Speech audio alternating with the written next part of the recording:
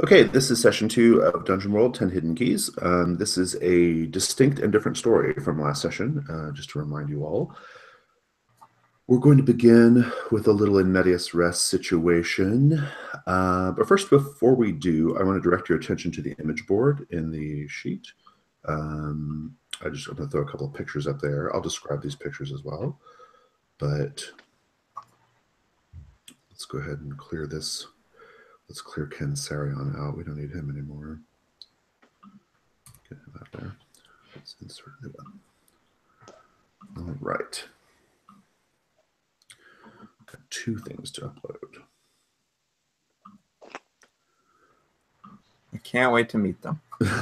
We are going to be starting in the great city of Kanalata, so named because it is marked by a crisscrossing network of canals and waterways.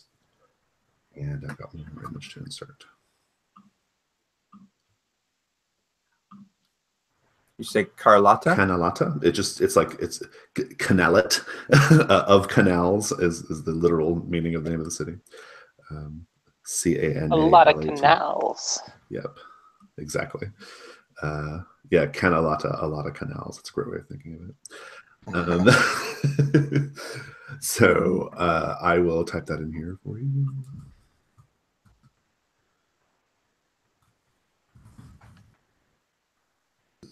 Hopefully canals as well. It's got other nicknames. In any case, the great old city of Kanalata. It's our touchstone here is Venice, right, in the real world. Waterways, gondolas. Sometimes it has like vast like buildings, like huge cathedrals that the waterways are actually built around the waterways. So like you know, even like in spaces where you would normally walk, you could take a gondola if you wish, right? Even like into interior spaces inside buildings. It's that kind of like they have this like gondola waterway culture, right? It is a fairly wealthy city. It is a major hub of trade and other activity. It's pretty far in the south from where we found you guys last time. It's pretty far south of Eagles Reach, if that's even a real city, because we've only ever seen it in the weird Caspian Gaul time thing. Belet Osk and all that, Vornheim, it's all like very far south of that stuff. You are all there. It is nighttime. I think you are all you're all together in a plaza. This plaza is it's decorated with all kinds of like very colorful banners and streamers. They are in the middle of their week-long sort of like spring festival. So like there are very colorful ribbons and streamers, like kind of, you know, adorning all the buildings and stuff. And it's nighttime in this particular little plaza, and we'll talk about why you're there later, but just know you're there. And Weary, you'll see them coming, right? You guys are about to be accosted by some bravos, and Weary, you'll see them coming, and you can have taken any preparations you wish. All right. Everybody else will be kind of like just having to like cope with it as I dole it out here, which is there are 7 of them, 6 who appear to be like the henchmen, and then 1 who appears to be the leader. They are all women. The six followers are all wearing like, you know, like silk capes and ruffly shirts and you know, tall leather boots, right? They have rapiers, and they're all wearing these masks. They're all wearing these sort of like masquerade masks over their faces, which have kind of like they're very ornate and have kind of like a moon motif. And I put an image of what one of them might look like on the image board there. Their leader is wearing a gown. She also has a rapier and a very big fancy hat, but she's actually wearing like a very like elegant sort of like black taffeta gown, right? And they kind of like it's a misty evening. They kind of like come out, right? And they are sort of like circling you. And I just want to get a read on where Weary is. Weary, you saw them coming. What did you do? What preparations did you make? They're all coming from behind, or are they swarming at all sides? No, they're kind of like coming out, like, yeah, they're kind of like cordoning you guys, like circling you.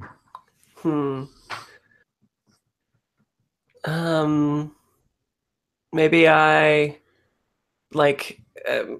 did my typical Weary bullshit and like people look behind them in the boat or whatever, and I'm just like gone, right? And I like to think that I'm like up on one of these houses or whatever.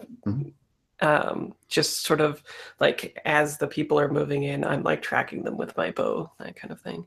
Okay, I like that. So we'll say there's like maybe like the buildings around the plaza. Like this is a plaza that like there's actually not any waterway around. It's kind of like just a big like walking plaza with a fountain in the middle of it, and things like that. You can be like up on the like up on the like maybe like up on a terrace or up on like a little catwalk or whatever, like up above, maybe 10, 20 feet. You say 20 feet like up. Everybody else, they come out of the darkness, they circle you. The leader, behind her mask, right, with her elegant gown and her rapier drawn, she says, "This plaza is the territory of the Sisters of the Moon. After the sun goes down at nightfall, and if you want to cross it, you have to pay the tax."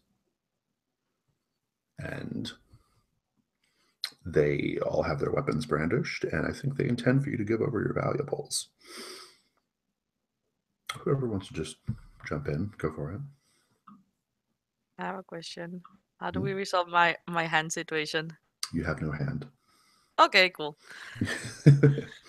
You're an easy target because you're a one-armed fighter. So I think I'd say,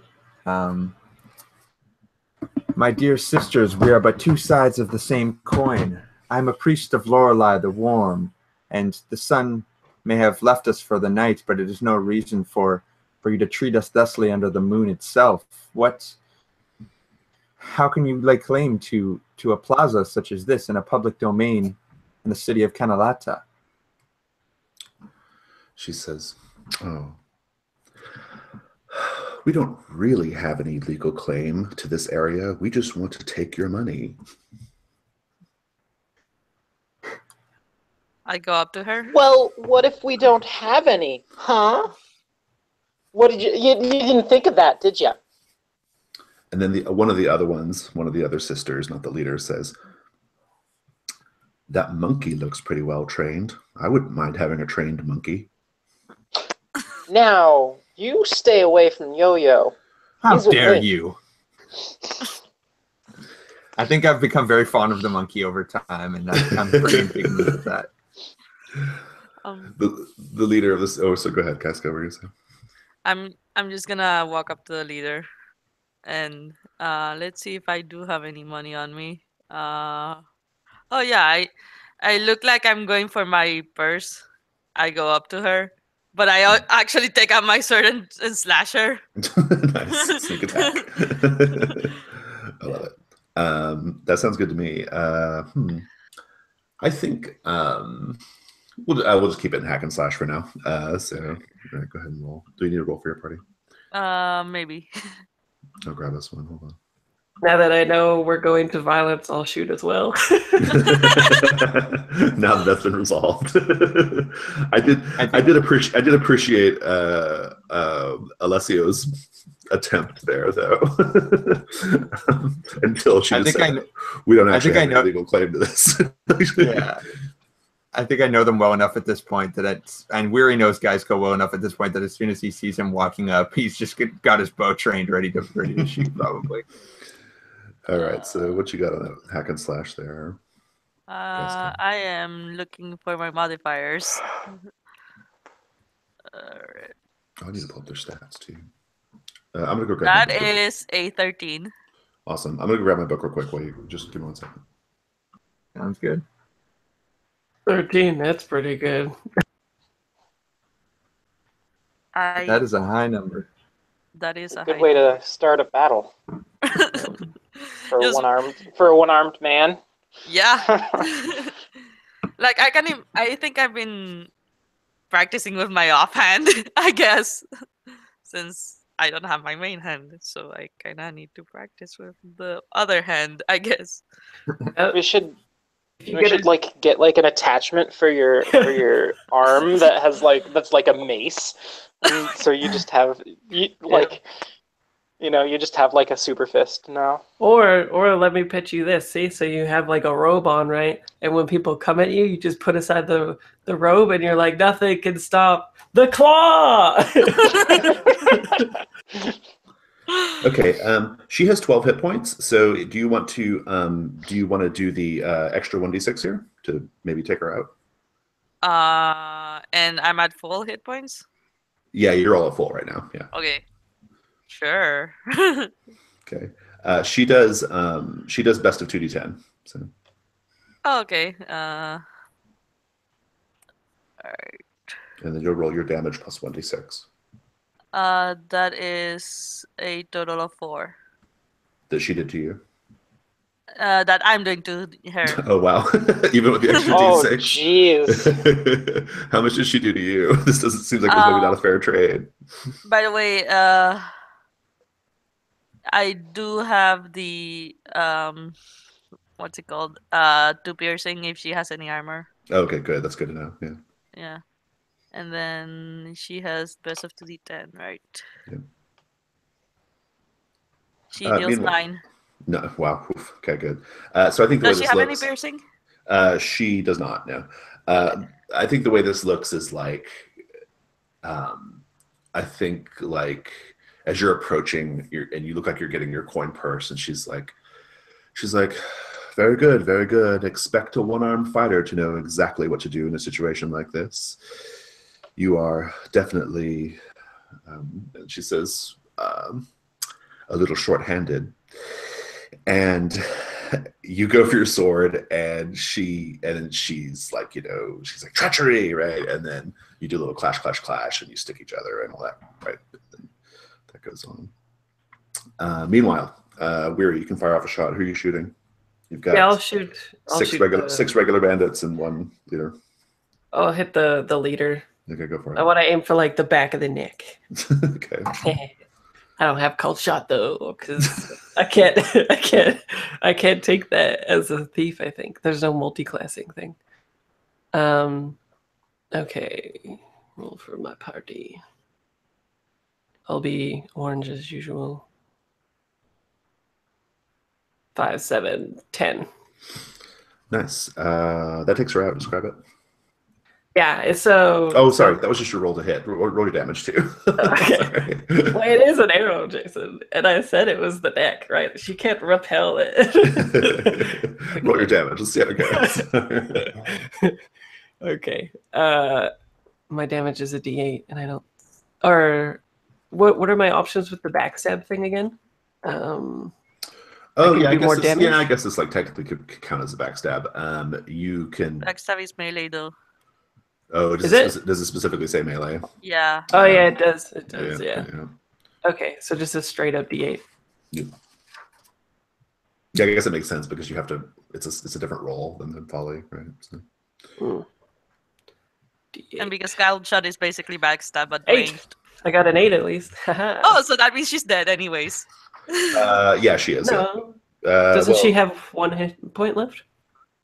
You did 3 or 4, right? She had 4. Yeah. No, that Oh. killed her. Yeah, that killed her. Describe it. Yeah. So I think your guys are like dueling or whatever, and you separate as one does in the duel. And I'm just tracking her, like the camera zooms up to the rafters into point of view, and I do my normal bullshit point of view arrow shot right into the back of her neck, and it just like comes out, the tip just comes out by the Adam's apple if she had one, because she's out of bed probably, but right there, and she's dead. Nice. That gets the attention of the other ones who are like, some of them are gonna like, I think they're even like, they're starting to back off, right? but not the one who's like, hey, I'd like a monkey. That one is lunging for the monkey. Sparkles, what do you do?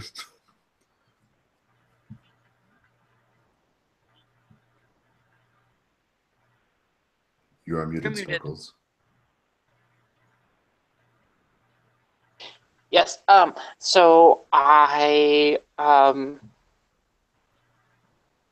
suppose I draw my rapier and I'm like, stand back, you fiend! Little half of rapier. Nice. Give me a hack and slash. See how it goes.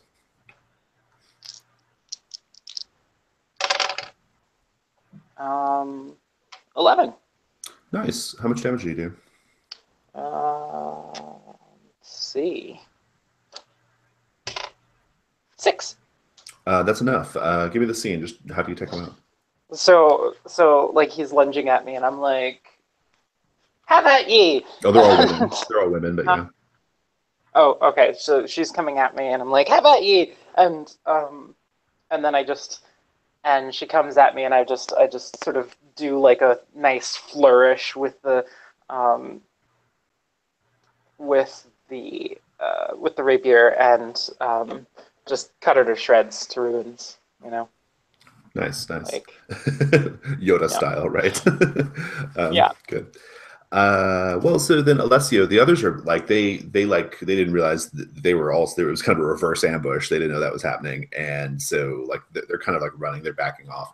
They're not going to engage anymore. But what do you do, Alessio? Anything? Just let it go, or what? Well, I think something that I could do is I'm looking at the move Divine Ward, and maybe one of the two that are out in front, maybe as Yo-Yo kind of like charges out with that lunge, and the others are kind of like backing away a little bit. I'd like to use Divine Ward on Yo-Yo, even though I know they're kind of not looking to engage anymore. But I'm trying to call upon protection for myself and for my allies, and I'd like to use the an approaching enemy is driven back option. So some way bolstering Yo-Yo to maybe like filling her with the light of the sun or Sparkles, whatever. to be clear, right? Sparkles is the clown, right? Oh, sorry, yeah, driver, not right? the monkey. Yeah. I think I like that in the fiction. They're not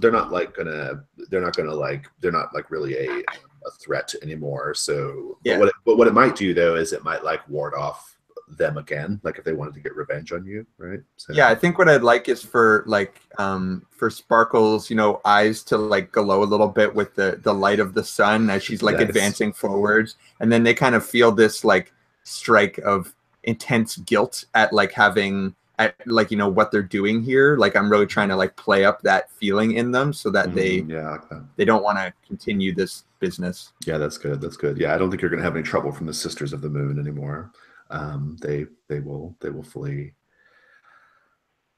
I think I just yell out, "Eclipsed! Ha!"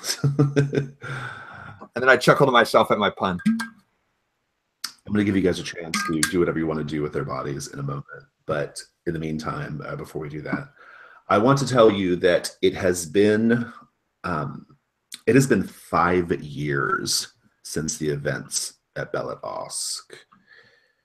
5 years since word of the church's corruption has begun to trickle out here and there in whispered conversations between scholars and goodwives alike.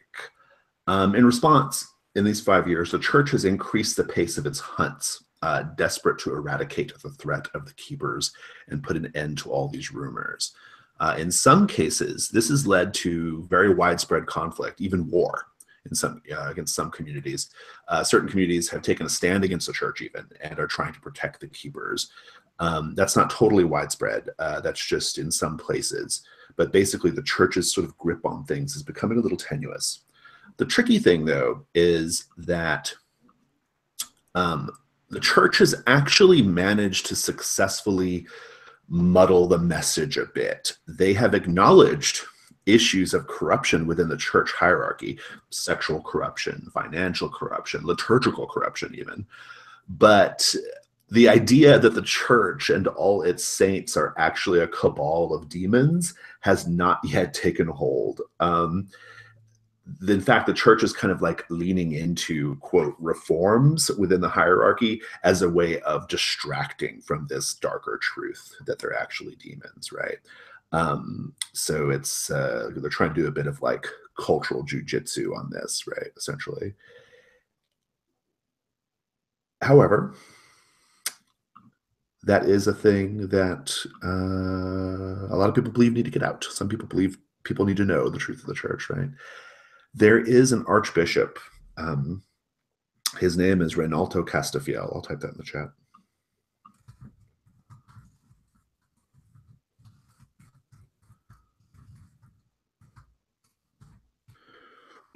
Reynaldo Castafiel is the Archbishop of Canalata. He has been keeping a record of church activity, which connects the names of each senior church officer and each living saint with the name of the particular demon who has sway over them or who has assumed their identity outright. This is a record that he's responsible for keeping for the church, because even the church is so vast, it can kind of lose track of like who's in charge of what, right? So this book, if it were ever to get out, say if it were ever to be like found and retrieved and passed around in the great courts of the land, or shared from Lady to Lord, or with various religious orders or whatever, people would begin to really strongly question the church, and would actually be a justification for moving against the church in a more concentrated way. Okay, it's the sort of evidence that's like really needed to really begin a widespread mass movement against the current constitution of the church. That is something that would take years and years to resolve, but like that ball won't even start rolling until people know that truth, right? Or at least suspect that truth, or at least have some way of interrogating it, right? And this book, which allegedly connects names of important church figures with demons, is really important. You guys are here to get it. That is your job. Retrieve said book from Reynaldo Castafiel and begin this sort of like knocking over the dominoes, right? That's the idea here. Or fail, and the church completely entrenches and manages to get over this current trouble, right? So those are kind of our binary outcomes on that. We're going to take a break, but I have questions. Alessio, you have a past with Reynaldo Castafiel. I want to know what that past is and why the two of you don't speak anymore. So that's my question for you. For Geiska, the first starlight has been whispering to you the name of a place in the city called the Grand Observatory. What does it want you to do there? Weary, you were once involved in a mission for the Shadow Court in Canalata. You were in Canalata for a mission for the Shadow Court. What was that mission, and why is that mission making you nervous to be back in the city right now? Sparkles, the great city of Canalata is of special importance to your people. I want to know what that is. And for everybody, this is for everyone, the second question. Just generally, in what ways do you think you've changed in the last 5 years? And if you think that has any bearing on your flags, go ahead and rewrite them. All right. We're going to take 10 minutes. Could I ask a quick question? Please do. So before this, we had been working for the church to hunt the keepers, sort of blindly, not knowing, the true nature of our mission. Have we uncovered, like, where are we at in terms of what we know about this whole conspiracy? You know about the conspiracy. So, yeah. Okay. Weary already kind of had the building blocks of it, and sort of breaking the hold that was over him last session kind of like allows him to like share all that, right? With right. Am I right to assume that we're all kind of fugitives from the church at this point? You are, yeah. Yeah, okay. You would be very, very like persona non grata, right? So yeah. Gotcha. Is awesome. it even to the extent of like a lot of the demonic stuff, or is it more just we know that there's some conspiracy? Like, I'm just trying to gauge how I'll leave much that up I to know. you. You believe the church is fundamentally corrupt, and that this book is going to help bring down the corruption, right? Weary might know the more specific details. No, in fact, I think you should know. I think you should know that there is a demonic connection. I think that's important. So, Yeah, I definitely don't know the details, but yeah. Yeah, I think that's important. All right, cool. Any other questions? All right, we'll take 10.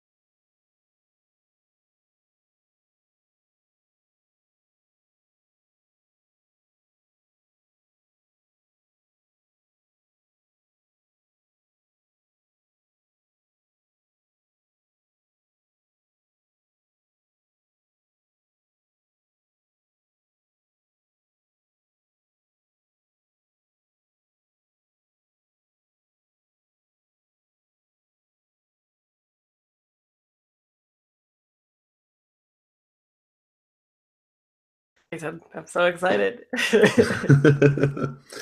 I imagine that this. I think what I'm hoping for this series by the conclusion is we can put the church story to rest a little bit, either for ill or for good, so that we can kind of jump right into the next campaign. Like that could be, it can still be going on in the background, and reference might be made to it every now and then, but like I mostly want like our journey with uncovering the corruption of the church to be like kind of finished after this. So, and I think it'll end with either the church weathering this time of troubles and becoming even more entrenched, and you guys basically failing, or the movement against the church failing, or it'll start to open up a fissure, which will start to topple these beings, and maybe eventually, years down the road, herald the return of the saints, the true saints. So, we shall see. Because the next series, Vault of Shadow, is going to be really different. So, yeah. Glad I got into that barely. yeah, I was watching. I was like, I wonder if Fraser's going to RSVP or not. But yeah, you have to use a new character. But yeah, I figured, Jason. Although it's probably for the best anyway, because I'm pretty much out of things that you can't do anything interesting. else. Yeah, you're maxed. Yeah, so yeah, this is your hurrah. Sorry. Oh, go ahead. At level 11, you have to retire your character anyway. So. Yeah. Oh, you do? Yeah, I didn't know that. Yeah, this is it. Like you're on your final lap. Like this is it for Weary. So I didn't know you have to retire at 11. There's still time to kill him before retirement.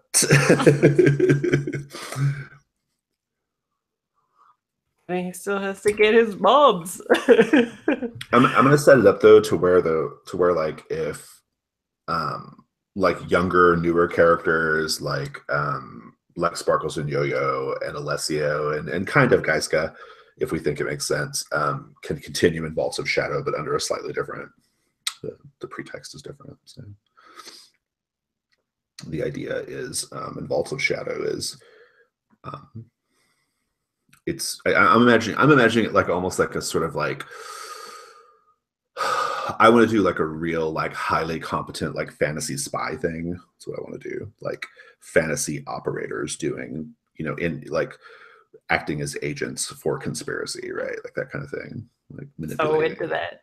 Yeah, like manipulating and changing and moving things, and the Shadow Court does that in mundane and magical ways, right? So I might go for a different character then.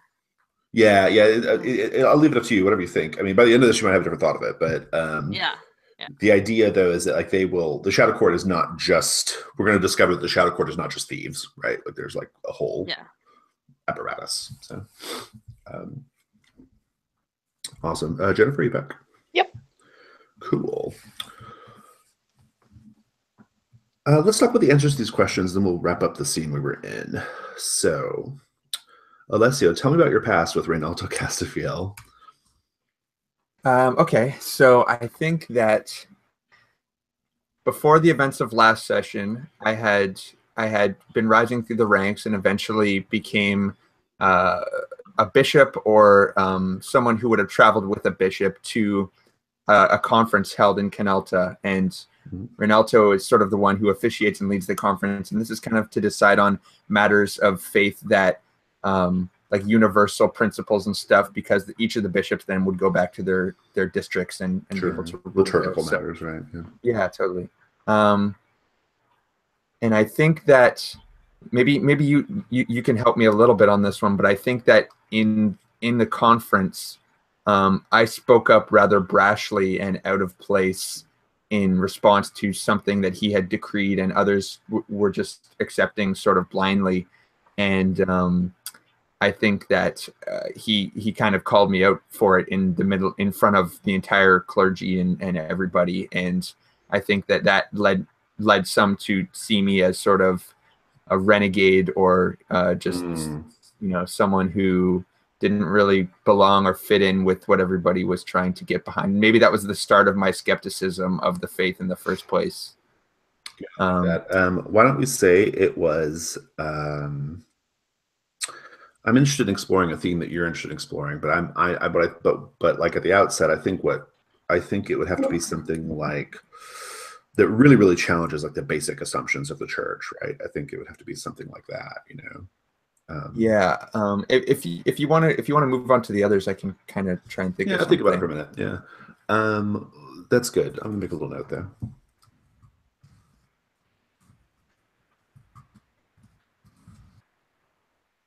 Because, like, you know, there's the 4 aspects of perfection, but then as far as like, you know, what would it be helpful is to know what the church was kind of like moving towards, like as they were sort of becoming the church that they are today. What decrees might he have put in place that I would see fit to dispute in that kind of situation?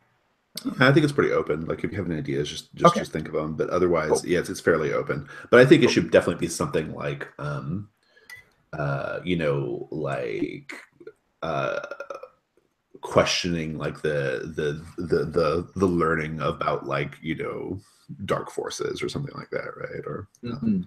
Or it could even be something like small, like, you know, like demanding like certain types of tribute, or you know, we could even go so far as to say like, you know, trying to enact some kind of like weird like sexual restrictions or whatever, right? Like just anything like that would be great. Yeah, cool. Just any reason for like you to like for you to really stand out in his memory would be great. Geiska, the first Starlight has been whispering to you the name of a place in the city called the Grand Observatory. What does it want you to do there? I think it wants me to look for this specific thing that's coming, like something bigger than the star beasts, and it wants me to know what's going on with that. And the Grand Observatory is the place to do so, because observatory. Yeah.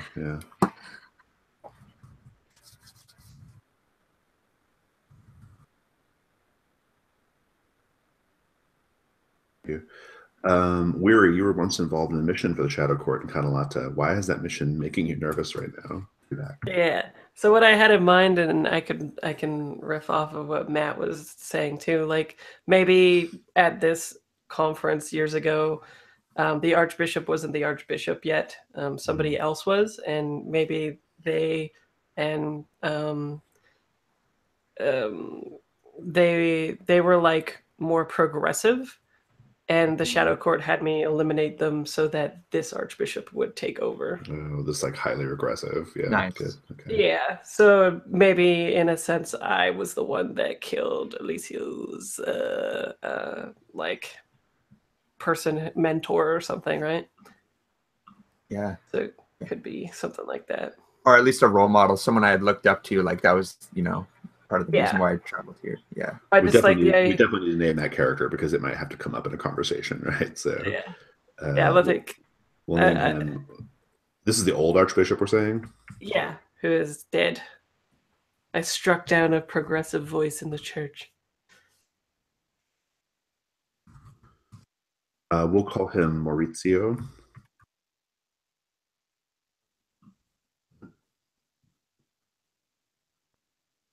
You're roboting, Matthew. Oh,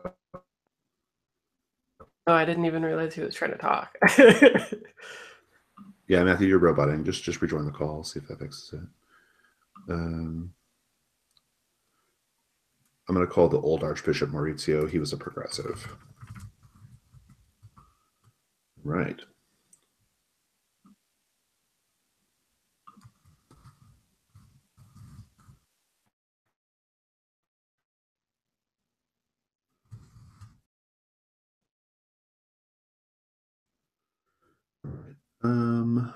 Meanwhile, let's go to Sparkles. The great city of Kanalata is of special importance to your people. What is that importance? Well, it's so my people, the Harlequin, the halfling, the feral halfling circus of the woods, started here, and some visionary, one of the, I feel like the seer, visionary seer of the circus, became a very powerful sort of prophet, and at one point in time, and the whole circus went on to pilgrimage from Canalata to the wilds, where they got lost completely and totally, lost, and then generations later, they were rediscovered by society, and they'd completely, changed in many ways. And I think, at least for Sparkles, who's dissatisfied with the feral nature of her people, coming back to Canalata is something very important to her in particular, because she wants nothing more than to be a part of a more sophisticated culture.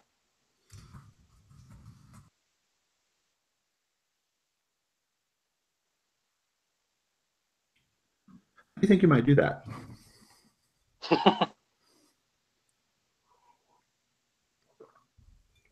What in what ways can you sort of like, in some sense, like reestablish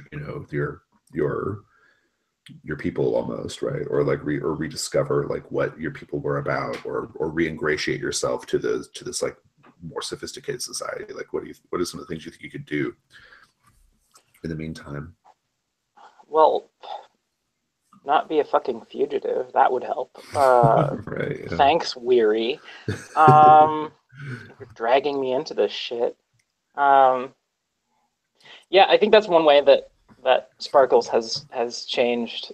Like, she's thrown in with these folks because now she's a fugitive, and it's just like, well, there's no way I can go back yet, but as soon as she gets the chance to rejoin society, she's going to, because she doesn't care. She just does not care about the demons, about the church, about any of this, but the church cares about her, unfortunately, and so she's along for the ride whether she likes it or not, and she does not like it.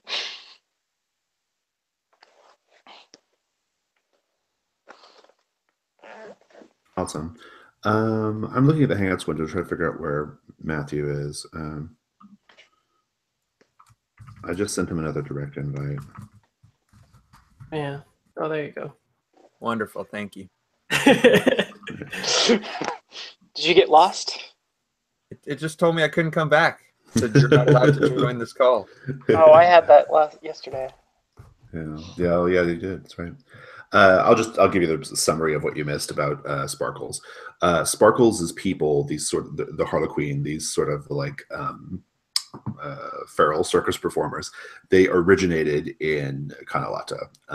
There was a prophecy that caused them to leave the city, and they kind of lost their way and became, over the course of generations, like kind of lost touch with their origins, right? And just became this feral circus community.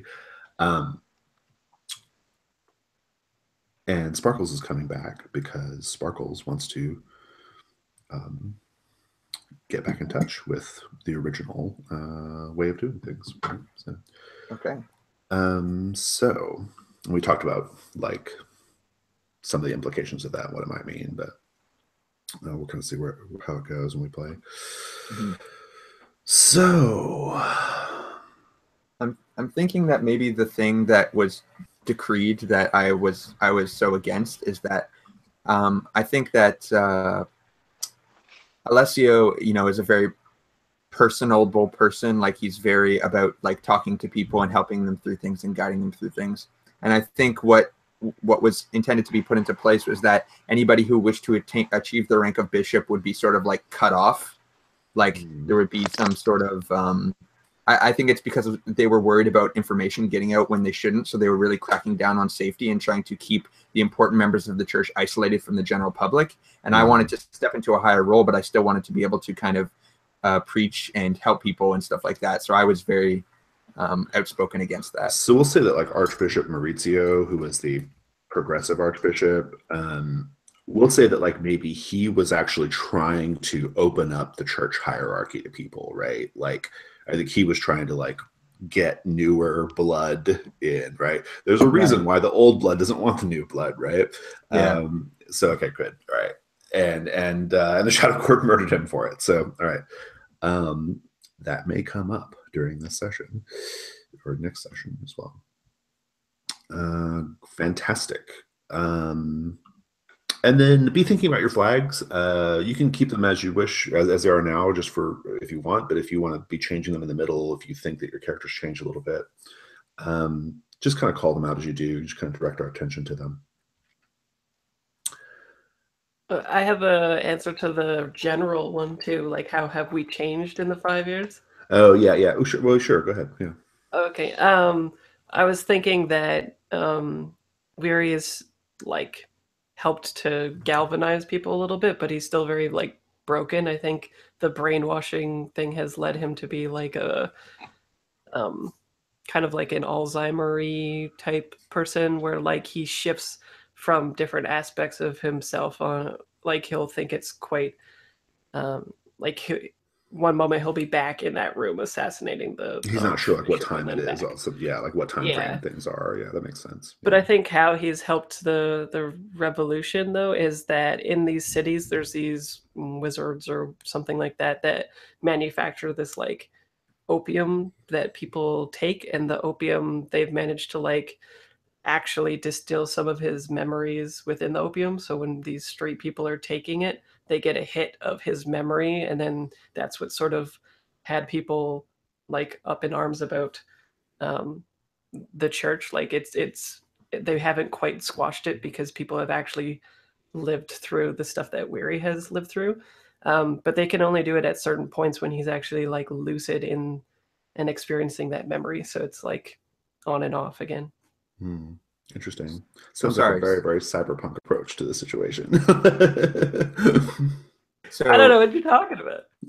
Is it so basically there are some people who are making some sort of street drug that have been able to distill specifically Weary's memory into the drugs. Is this like a voluntary process? Are you working with them? Yeah, it's a voluntary thing. Like I think so it's when to get the info out, right? Yeah, like when he does remember these things, that's when he goes to them and they manufacture the drug and it gets distributed. Intriguing.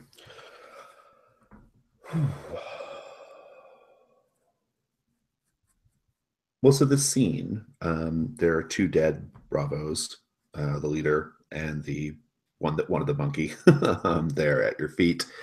You haven't even been in the city that long. You probably just arrived, maybe trying to find lodgings. Just going around the table, what do you do? Whoever wants to go first? I think Weary would tell everyone that this is a very dangerous city and we should get into the shadows as soon as we can. Are you sure you don't want to search the bodies for more shadow keys, Weary?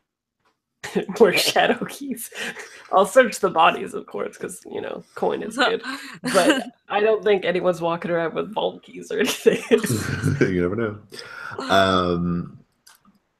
Yeah, if you guys search the bodies, I'll tell you that you find on the flunky Bravo, the one that wanted the monkey, that she had like, let's see here, she had 9 coin on her. And her rapier, and her mask, and then her clothes, I guess. I don't know why you'd want those, but... that mask. And then the leader also has a mask and a rapier.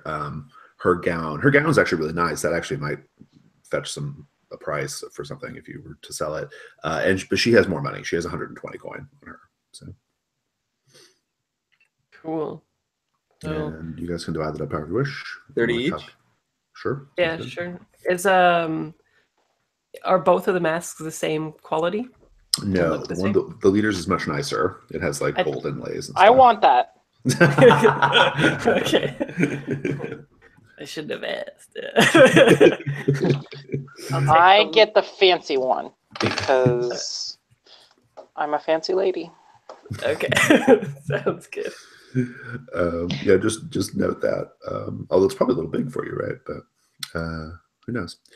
Well, Um, it's fancy anyway. And I'm going to take one of the rapiers as well, so I'll have 2 rapiers now. That's a human-sized rapier. Yeah, it's not a halfling-sized rapier, sadly.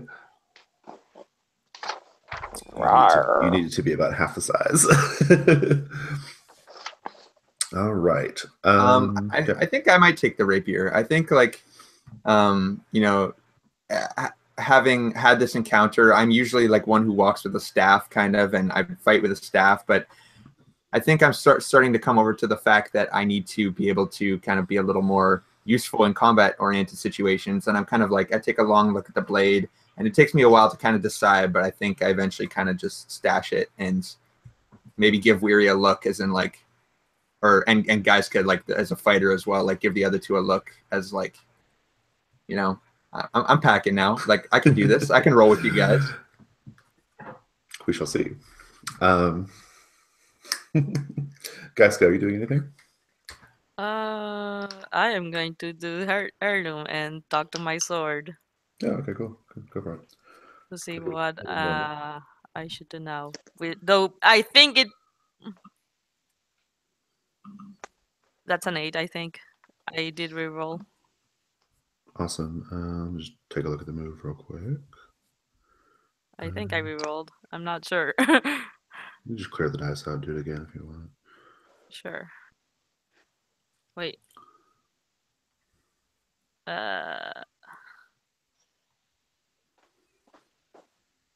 Reroll. That's a 7. Okay. Whatever. I'll give you some insight to the current situation and might ask you some questions in return. A 7 and 9, I'll give you an impression. Yeah. Well, the current situation is just this. I think this is something that happened before, right? Like everything goes gray, right? Like it just becomes this like black and white scene around you. Yeah. Except for the mask that Sparkles is like holding up, right? Mm-hmm. It is like silvery and golden and full color, right? Indicating that it's different from everything else. Okay. I will grab that mask from Sparkles, like yoink. Sparkles, do you stop that? It looks like we're having a conflict over the mask. I have. Yeah, I do. I draw my sword. I'm like, hey, get back! This is mine. I'm This might be entitled to. magical. I need to check it. Oh, it might be magical, huh? Well, then maybe I should have it. Let me check what it does before it might be cursed. I don't know. Well, you know what? Maybe I can find that out by myself. I don't need you. You got me into this mess, and I'm, you know, this is the first piece of status I've gotten in a while, and I'm gonna keep it. So you stay back. You owe me an arm. Yeah, well, you know what? No, I don't. You know,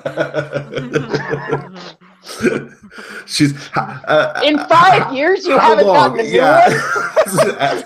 How long has she been playing the you're the reason why I have no arm card on you, He. Sparkles, or he's This is getting old. Either do something about it, or leave me alone. But I am doing something about it. I am taking this mask. No, you're not. I'm afraid this is not going to happen. I'm sorry, and I just run away. All right. Guys, are you going to intervene here, Alessio? yes, I'm going to try to.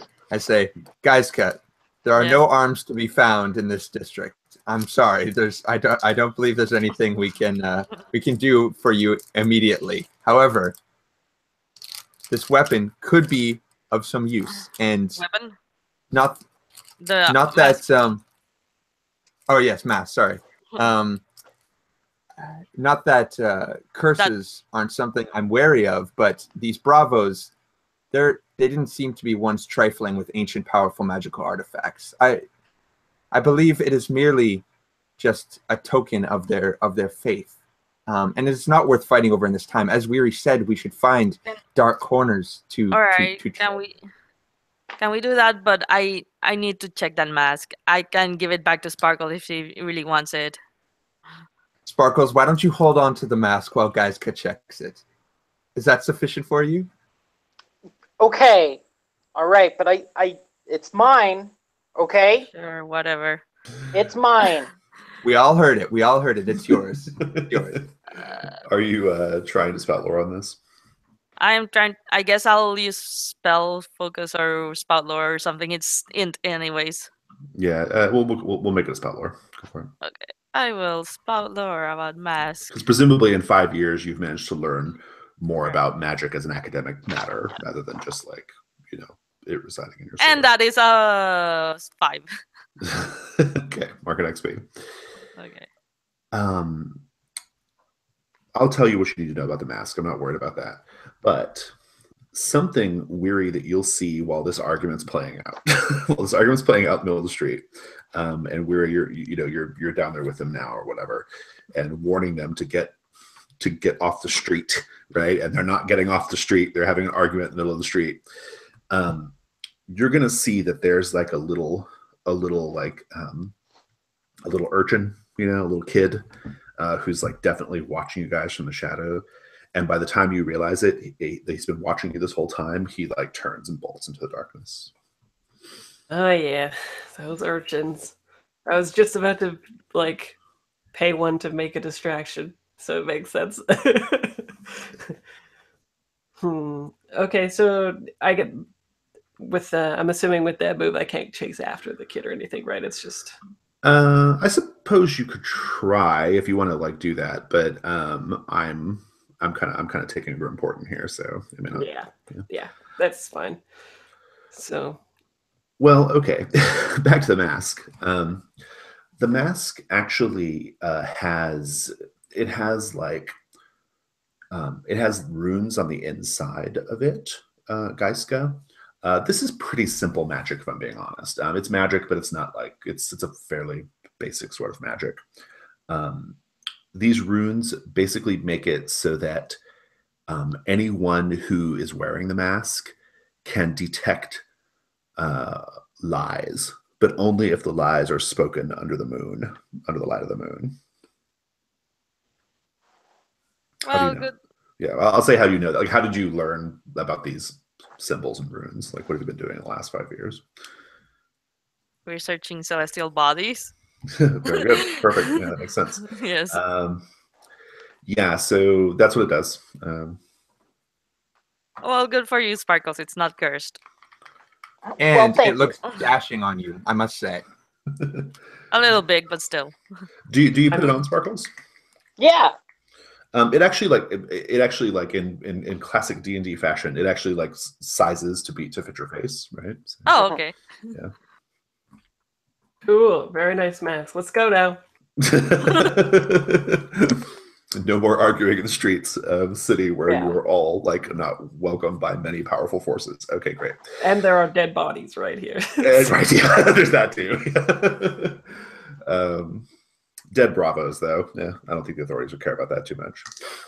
Yeah, but they might just be like troublemakers. We'll throw them in jail anyway, or whatever, right? Yeah, absolutely. You are. I think you guys have basically sent word ahead of like, or basically like inquired ahead about like safe lodgings, right? Lodgings that are in a part of the neighborhood or in a district that are not like particularly church strongholds. So you can kind of move around a little bit more freely. The inn that you're going to be staying at is called the Svelte Elk. I'll type that in. Nice. Svelte Elk used to be a really, really nice inn, actually, and this used to be a really nice district of the city that it's in. Now it's actually kind of like it's making that transition from being like a nice, respectable district to being a nice district, but but for whores, right? Like it's transitioning to that, right? Like it's more of a becoming sort of a seedy pleasure district, right? The church, mostly just for appearances, chooses to turn its eyes away from this particular district in the city. And yeah, so the Svelte Elk, you can all go get rooms there. I just need somebody to kick over some coin, maybe like in total like 10 coin for your rooms. And it'll be 2 rooms. You guys can choose to bunk up however you wish. But as you enter the Svelte Elk, you'll see that like this inn used to be, you'll see evidence that like it used to be quite grand and quite fancy, but it's definitely like fallen on hard times, right? It's definitely not attracting the kind of clientele that it used to, right? And in fact, it might have turned into a sort of like rent the room by the hour kind of place, right? What do you see though, like as you each go in, that lets you know that this used to be a really nice joint, but now it's a little, it's fallen on into disrepair, to disrepute. I think there's like a. Oh, go ahead. Oh, you started. Go. Oh. I think there's maybe like a really nice painting that would be in a like a better inn, except like they've had to swap out the frame for something that is like less nice, but the owner refuses to sell the actual painting, so it's like a point of pride that they retain it. Nice. I think that oh, sorry, go ahead, Sparkles. There is a there's like a nice, like there's a stage and like a big grand piano on the stage, but and I kind of get excited and I go up there, I take a look at it, but the piano is just like so out of tune. It's just it's completely unusable. It's just a piece of artwork at this point. It doesn't function like it should, and I just get really sad because of that. I was like, oh man, I could have had a really nice time, but no. So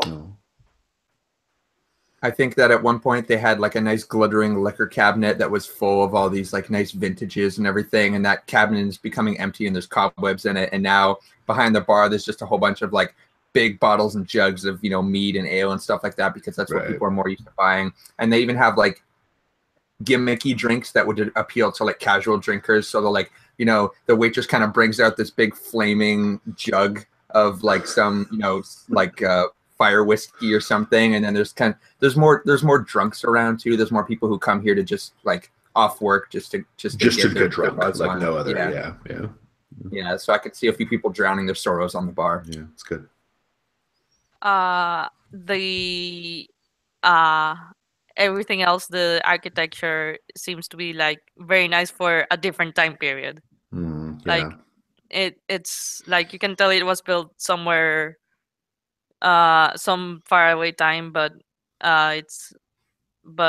they didn't update or anything the art style. So no, I love it. Well, it's nighttime. Probably around like maybe like around 10 or 11 p.m. I mean, late, but not so late you can't not do anything. I'll just go around the table and find out what you each get up to. Weary. I want to go to a fountain, and my idea for this is like the fountain. You know how there's like wishing fountains where you go in, like put in coins or whatever, and your wishes. I think in this city there's this particular one where you can put in coins, and it's to pay off like the urchins to disseminate information. So I want to like put in a lot of coins to have like this one boy will tell his story, but then all these other urchins will be like, oh, I think it was actually this person and this person. So there's, you know, no one could really mess up the information network. Yeah, I like that. That's good. Sparkles, what about you and Yo-Yo? So I think So I think like Sparkles goes to the bar and is looking at this like really fancy liquor cabinet and seeing what is left and trying to talk to the bartender about like, like the fine vintages or whatever of like what they have, and like he, like he the bartender brings down like this very fine um like whiskey, and like and it's like just one like glass or whatever, like is like 10 coin, and so I'm just like, Can I make a suggestion for the scene too? yeah. I'd like to suggest that like the bartender is an elf. In olden times, this was like where elves would have stayed. It was that kind of nice place, right? Yeah. And I think that because he's an elf, which means he's been around for a long time, I think he actually remembers the Harlequin, right? And Oh yeah. maybe he even recognizes you, right, as Yeah. well. So that's cool. That'd be a good scene. What about you, Geska? I'm going to look for the Grand Observatory. Okay, cool. Yeah, that's perfect. All right. And what about you, Alessio? I think I'm trying to gauge the emotional temperature of the room and of the folks in this building and see if anyone particularly like stands out to me as somebody who might be, downtrodden or might have some specific like problem that I could address, or maybe gather more information a little bit about what's going on. Yeah.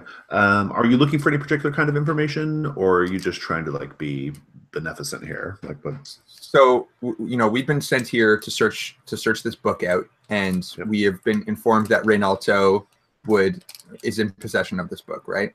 He in fact writes it. It is his record. Yeah. His record, right? So I think I want to know a little bit about like just the recent church happenings around here. What's like the climate like and stuff. All right, perfect. Awesome. I love it. That all sounds terrific. Weary, you're going to the fountain and dropping in the coins. That's a pretty straightforward thing to do. I'm gonna make this a wisdom roll. I've thought of an instant custom move here for you. The wisdom roll, justification for wisdom being like figuring out which is the right fountain, right?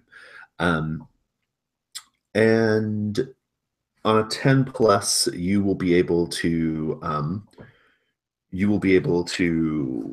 whatever that last urchin was, whatever he was about to say, you'll be able to like kind of mix up that message a little bit to get it away from you.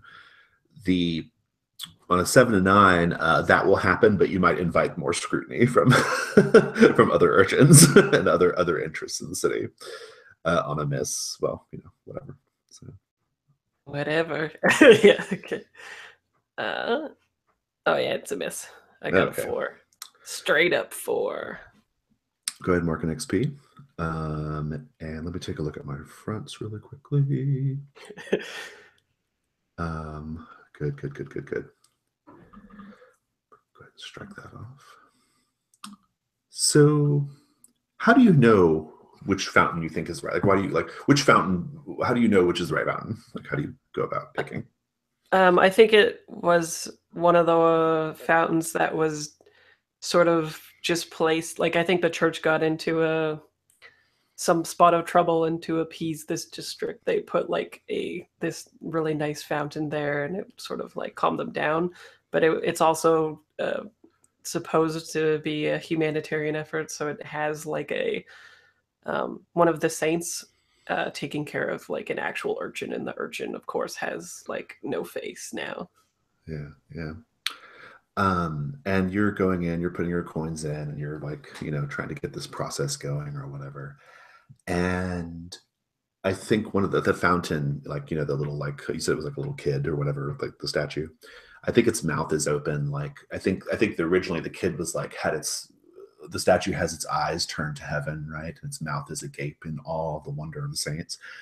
And a big fat black rat crawls out of the statue's mouth and plops down into the water.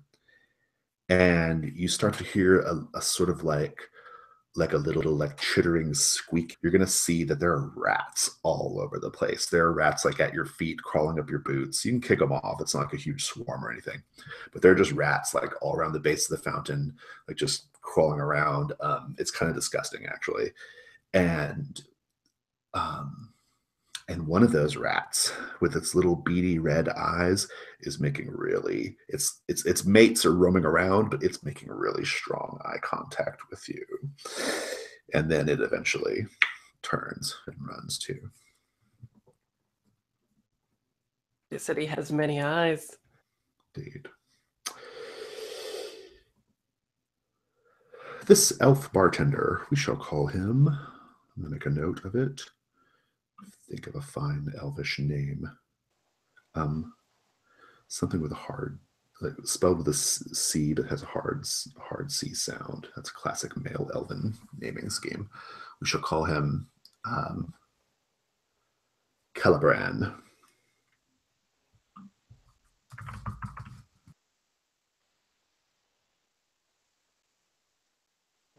Okay. Is the owner of the Svelte Elk, and he is he's doing his best to maintain appearances, right? Even though the Svelte Elk is now just for drunks and whores, he is still wearing like his really nice like kind of like silvery tunic, right? You know, he still like kind of styles his hair in the high elf fashion, right? And like a high elf, he's quite tall. I do tall, thin elves, right? I think everything as you've described has been happening, right? Like you're talking about the whiskey and all that stuff. And then he says and leans into you and he says, I hope you don't think I'm too forward by asking, but is it possible that you are one of the tribe that calls itself the Harlequin?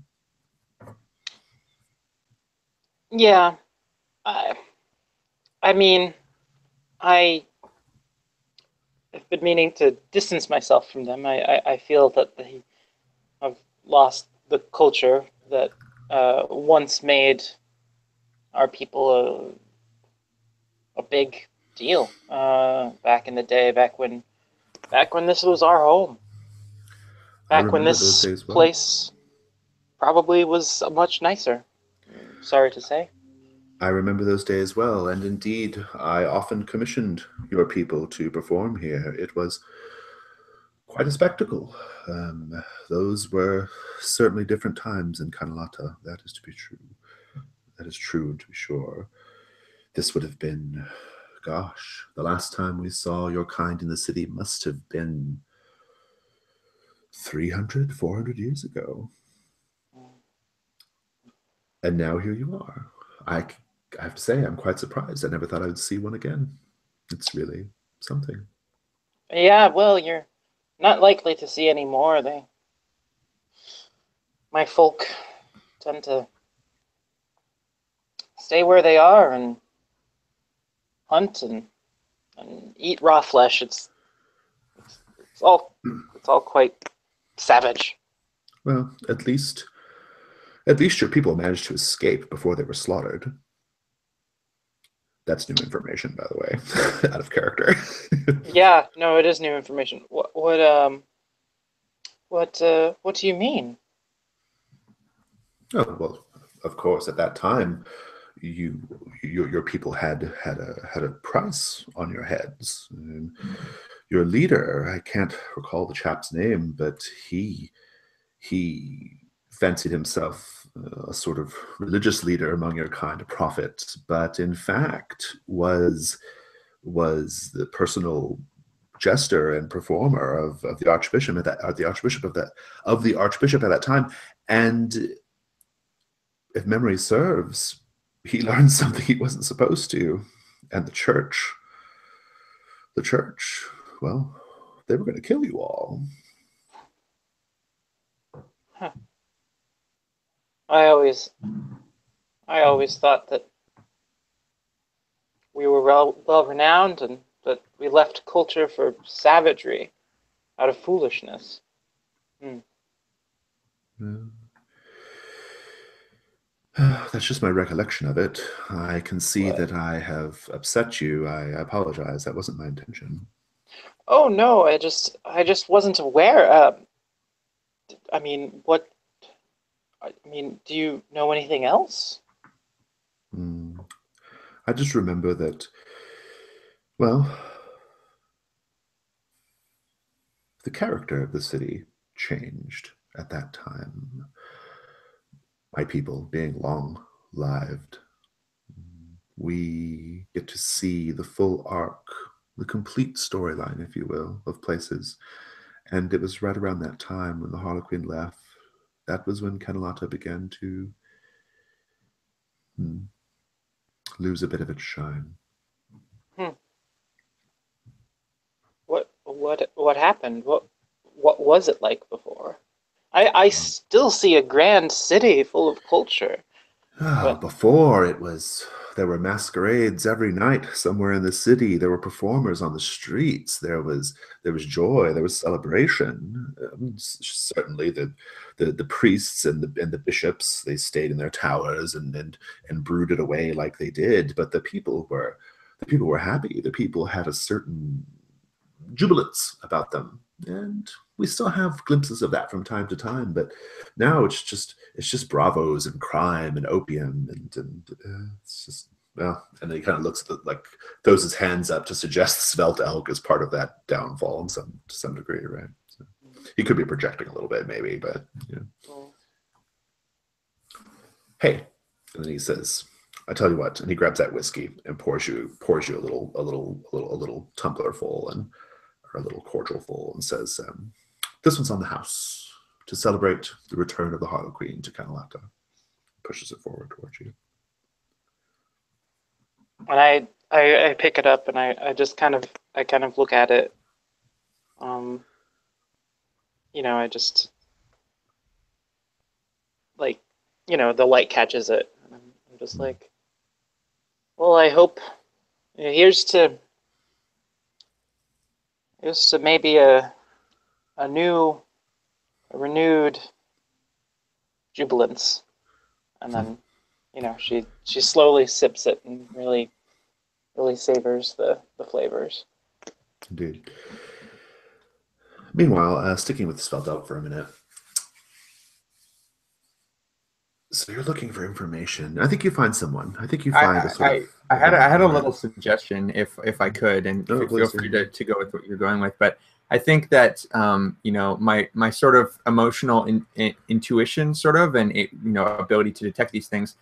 It would be interesting if I could look for someone who I had noticed had been under the effects of the opium, indicating that maybe someone had come here to kind of like wear down their high, sort of, but that also that they would be interested in sort of the resistance or the countermeasures taken against the church or something, or Oh, at they've least had somebody they've who. had some of the flash of insight that Weary and maybe honestly, I think maybe it should be like it maybe like the 10 hidden keys as a general matter like are being used to produce this opium, possibly, right? Like Weary may believe it's all him, right? But Yeah. good. I like that. Maybe that's funny how like that might be their ultimate like use is they've seen some truth, and so now we make their memories into drugs. they're just farm products. Yeah, I love it. Going back with our whole Matrix analogy, they're just like kind of um, being harvested, so to speak. Good. Yeah. I think that's great. I mean, there's probably a guy just smoking opium out in the middle of the room, right? Just because, right? Cool. You can smell it at first, and you cross the way and you see him, and he just looks like a stevedore or something, just a workman, who doesn't. He's nobody grand, kind of gruff, a little heavy set, uh, badly kempt beard, right? And he looks at you and he sees your religious vestments, right? And he says, "Oh, I know. I've got to give up the drink. I've got to give up the pipe. I got to start going back to church. I've heard it a million times before, Father." My friend, as vices as their nature can be damaging, I understand, but they can also be the light that someone needs, the warmth in their life that has been taken away by the absence of something else. You must be missing something. Have you been wronged in any way, friend? Have I been wronged in any way? Father, I am wronged repeatedly on a daily basis, over and over again, in and out, life just fucking me until there's nothing left, and here I am. I am wronged, sir. I am wronged like no man has ever been wronged before. It seems that many of this city would share your plight now that the church has seen fit to invigorate their efforts. I understand there have been conflicts, wars, even fighting in the streets. The church is mired in scandal, it's true. Very, very true. The hypocrisy of the church is deep, deep, deep, deep, Father. I know some things. I know some things about the church's hypocrisy that would make your hair stand up on its ends, even your thick, luxurious hair. He like pats his own balding pate, right? Yeah, instinctively, nervously. Right? I think I like put a reassuring hand on his arm as he sets it on the table, and I look deep into his like, pupils basically that are his whole eyes very dilated. Yeah. Yeah. Right. And I say, friend, you must have a reason to seek out the seed of corruption that has supplanted the church, that has pushed them to stray from the path of the light, of the warmth of my Saint Lorelei. She is a lie, let me tell you.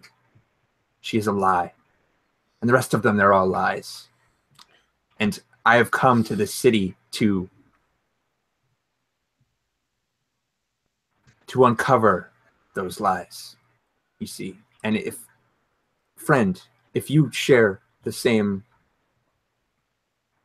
wishes as I do, to see the church uncovered and brought down, you must share with me what you know. To defy danger with charisma. Cool.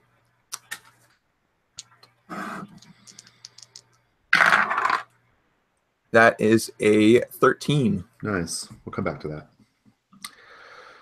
Cool. The Grand Observatory. Oh my goodness. Get thee to the image board for a minute so I can upload some pictures.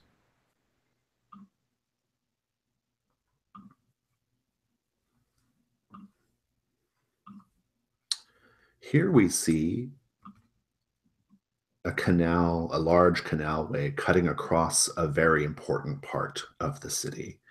The canals, like they built structures over the canals, right? And the Grand Observatory is in just such a district, right? Where to the left and to the right, there are numerous important public works buildings, and then very far ahead is probably some sort of chapel, right? Finding the Grand Observatory is not hard. You can just ask, right? That's no big deal. Will you go tonight? Yeah. Okay. Then you'll find yourself having hired a gondola to take you there, I assume. If you want to hire a gondola, it's 2 coin. And you'll see a scene that looks just like that one in that picture, like huge vaulted, arched structure built over the canal, like many, many stories tall, right? Like 100 stories tall. And very wide canal where, like 10 gondolas abreast can go, and little stops, little pylons all along the way that go up to steps that go up to the various buildings and things. And as the gondola rower is rowing you, he'll look into the water and he'll say, "Friend, I don't know where you're going, but this is not a good sign." And he points down, and there are a bunch of dead belly up fish in the water. He says, whatever you're planning, well, I hope it's worth it. He gondolas forward. How do you feel with seeing this omen? I'm used to it. You live by omens, right? Yeah. You eventually, he pulls up and he says, what business have you at the Grand Observatory? Looking at stars tonight? You can say that. Well, I wish I understood such things. I once went on a public tour, and I couldn't make sense of any of it. It's way, way beyond me. But, well, good luck, friend. Bid you on your way. The Grand Observatory is, the entrance is like two large, sweeping, tall double doors that are fashioned of moonstone and brass and carved with various like celestial sigils and symbols and things, right? And you can just push the doors open and go in. It's totally open to enter. There are a few people milling around, but essentially what it is it's a large dome, okay, a big, huge dome, and a big circular room, just a single cavernous circular room. And in the center is basically like a sort of a magical sort of like, it's an illusion of various like planetary configurations and stars and things like that, right? Like a 3D hologram almost, right? Kind of like floating in the middle. And if you look up at the interior of the dome, it is also like marked with like star maps and things like that, right? What's your first move here? I guess I will go look for what this first starlight was telling me about. Yeah. I'll go straight for to see if any irregularities with the star maps and what I've had studied before, I guess. Yeah, do a discern realities. Discern reality is, let me look at my modifier. It is a 0. Okay.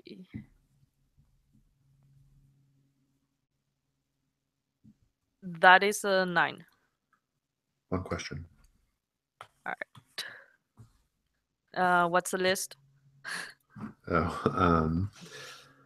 What here is not what it appears to be? Who's really in control here?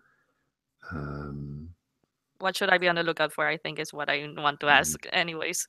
So you have intuited part of it, and I think this is the answer. You should be on the lookout for a heavenly body that you have never been aware of before appearing on this map somewhere. Okay. So you can be studying that. We're gonna cut away for a minute. Yeah.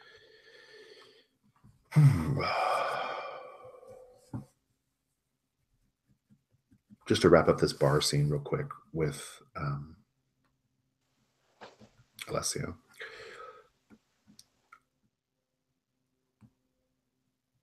He leans in, Alessio, this guy, this who you've been chatting with, and he says,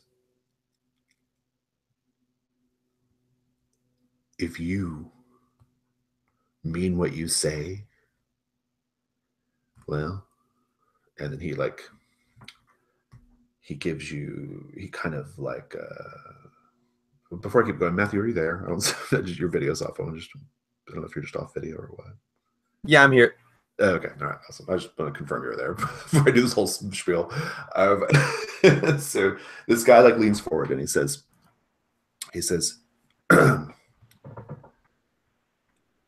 if you mean what you say, then you'll come tomorrow night to the palace of the Archbishop. There are a number of us who are, well, let's just say we're going to stir up a little bit of trouble tomorrow night at the Archbishop's big affair. And he kind of like looks you over to see how you react, right? How do you react?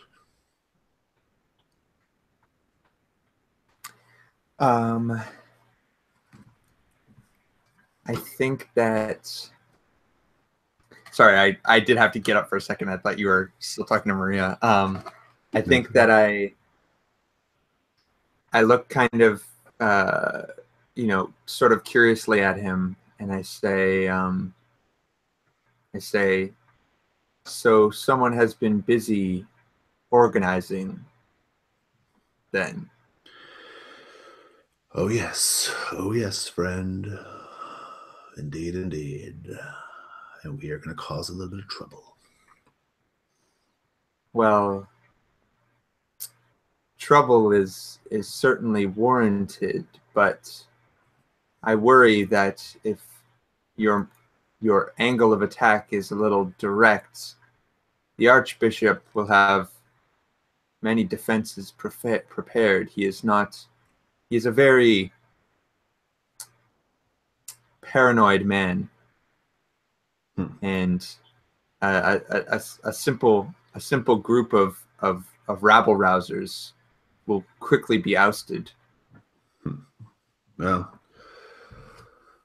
it's not my plan. That said, that said, wishes to be part of something bigger.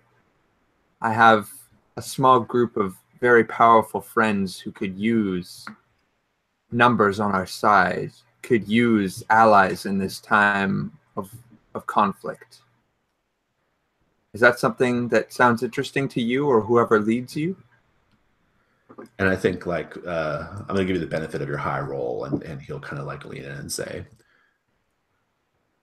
yeah, perhaps. He says, show up at the Archbishop's palace tomorrow night, and perhaps we will be there to meet you. And we can discuss matters then.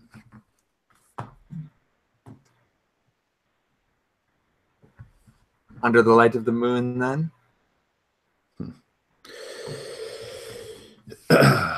Let's say just before sundown.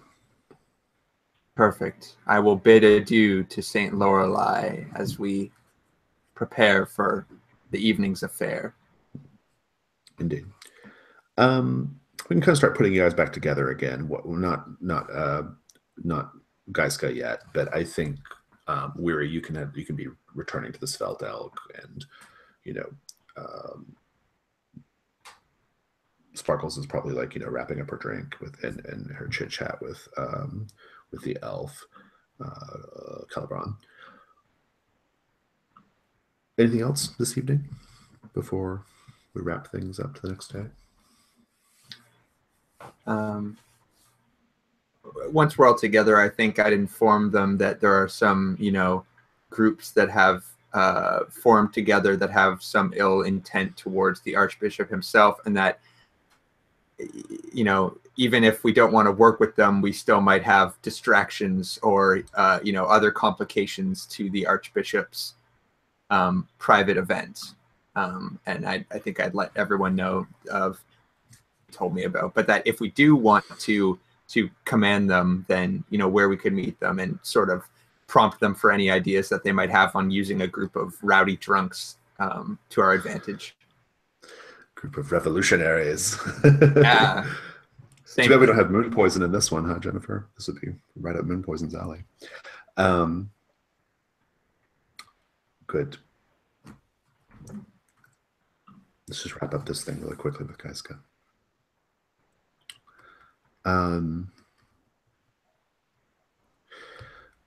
Geiska, you're going to see this unusual celestial body that you have never seen in any of your studies, that you have never been aware of before. It is it at first, as it's kind of making its orbit, it at first appears as a sort of dull, a sort of pulsating yellow star, a dull yellow star. and as it kind of like moves a little bit like around the orbit, and it's kind of, you know, in this hologram sort of situation, you realize that it's a planet. It is a sort of like a sickly yellowish pink planet. um do you want to follow up on that at all, or? Yeah, I would need as much information as possible about this, I think. Um, Like, it could be a situation of like, you know, recalling. You should be like just thinking back on your learning of maybe something like you've heard about along these lines, or it could be yeah. just physically looking at the illusion and trying to determine something. Which do you think is your approach? Uh, I think I will. Are there any archives in this observatory that I can look for, or magic information panels? Oh, yeah, there could, yeah, there might be like there might be like an archive, yeah, for sure. Yeah, I'll look that up then. I'll Yeah, look those up while keeping that in mind, yeah, basically. I think you can go downstairs and there's like an archive that you can have access to. You have to like there'll be like a priest or somebody or some kind of Yeah. attendant who's there, who's with you the whole time. But if you want to spend the rest of the evening looking through books, you can. So. Yeah. Awesome. Anything else this evening before we go to the next day? I have a thought. Do I find any information about it? Oh yeah, I'll let you know when we get Okay. when the night's over. I was thinking that I think with Weary, he's sort of got like a memento thing going on where he's like out of time.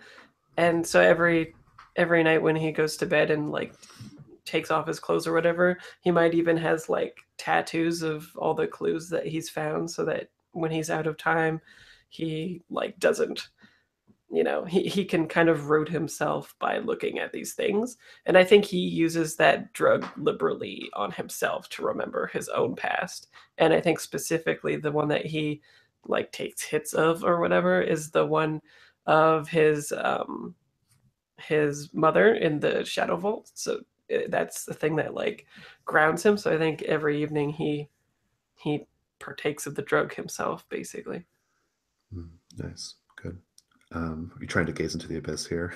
I don't think so. You've definitely narrated one. So, yeah. anything else, Sparkles or Alessio, before we wrap this night up? I don't think so. I mean, I guess I'll say, you know, Alessio has changed in the last 5 years. We sort of saw it in his interaction with the man. He was much more bold and assertive a little bit, but he still has that warm presence. But he's been shaken by his loss of his faith, and he's very determined at this point. And I think he's given up on the total naive, like, you know, I just want to bring warmth and light to people and help them through whatever ails them. And he started to slowly learn to use his powers to soothe and to heighten other emotions and stuff like that. He's become a little more of a manipulator in that sense, not in a malicious way, but I think he started to dress in much more like deep dark blues and stuff like that. So maybe. And I think maybe we just get a shot of him like walking along the canals, sort of.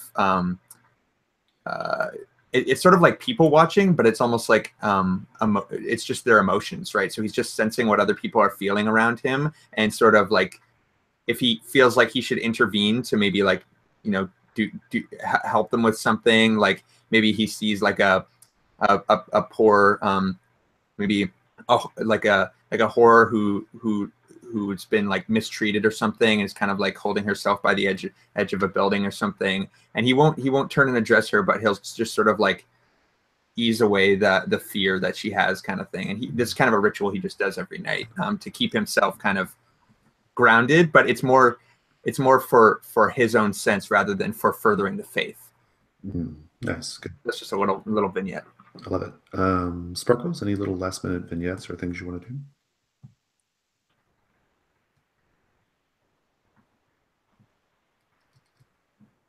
I think mostly, you know, I think Sparkles,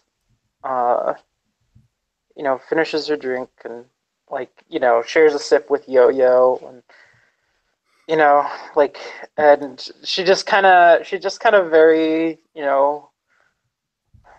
sullenly goes up to her room. She's just like she's sad and a little confused by what she has learned about the history of her people, which she didn't know before. Um, but mostly it's just she looks around at what used to be you know high culture, and she just sighs and goes to sleep. I love it. Good. You're gonna do a lot of learning, and guys, go. You're gonna learn a lot, but I think I want to spout lore to see how you can kind of put the pieces together, basically. Just give me a spout lore.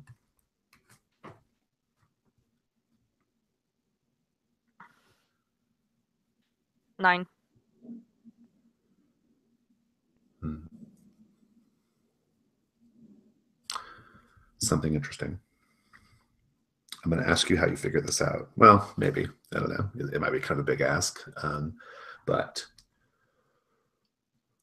this planet, wherever it came from, whatever it is the cell with 1,000 locks. It's where the gods and the saints are being held.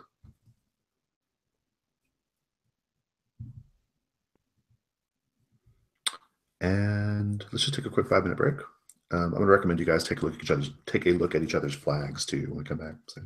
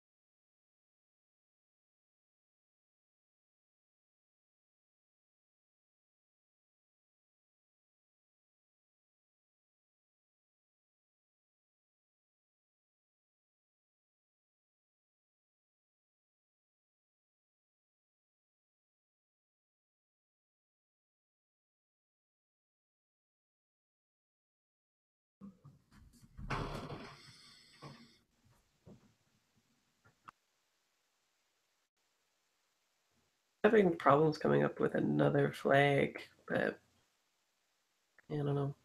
So most of my stuff that I'm really into is pretty like internal. So, Well, and you're nearing the end of your character story anyway, so yeah, exactly. probably doesn't really matter that much. We've gotten to see Weary in action plenty.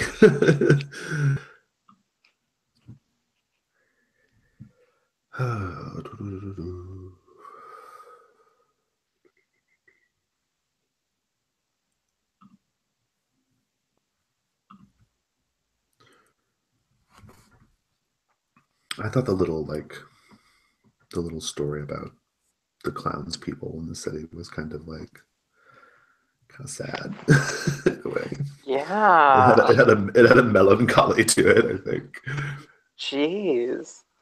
Sad clowns. Sad clowns. Sad clowns, sad clowns. And when clowns are sad, everyone's sad. It's true. Yeah. The city killed the carouse roll. Does anybody have any? Let's just have a quick discussion about flags. So I want to give you guys a chance to hit at least one today. Anybody have a flag they want to highlight for the group based off what's going on right now? That might be a good one to hit. I actually kind of want to change one of mine to they participate in active clowning with me. I want to change that to show me that my talents are appreciated. Nice, good. So, and yeah, that would be a flag to highlight also, since it's new. I think my first or my third would be good here, as in even though I've learned so much about the faith, it's still hard for me to kind of just totally embrace acting against them because it's been basically my entire life. So if you can, like I said, bolster my resolve in the first one, or I also want to highlight the fact that Alessio is no longer kind of like the bumbling was and has picked up some skills along the way. So if you can push me into a situation where before I never would have taken that kind of risk, now he's willing to because of what he's learned. I like that.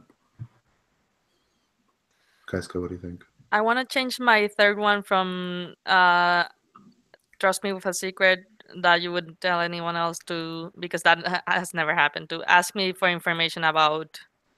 I want to say ask me for information about I don't want to make it straightforward and about what I just learned, but ask me for information about greater matters or something like that. I'm not sure how to word it. Or how about ask me what the stars think or something like that. Oh, okay, right? that makes sense. Yeah, that's pretty easy, right? And then you can be as cryptic or whatever as you want. So. Okay. Yeah, for me, I always just seem to lean on send me into the shadows. I think that's always easy to hit.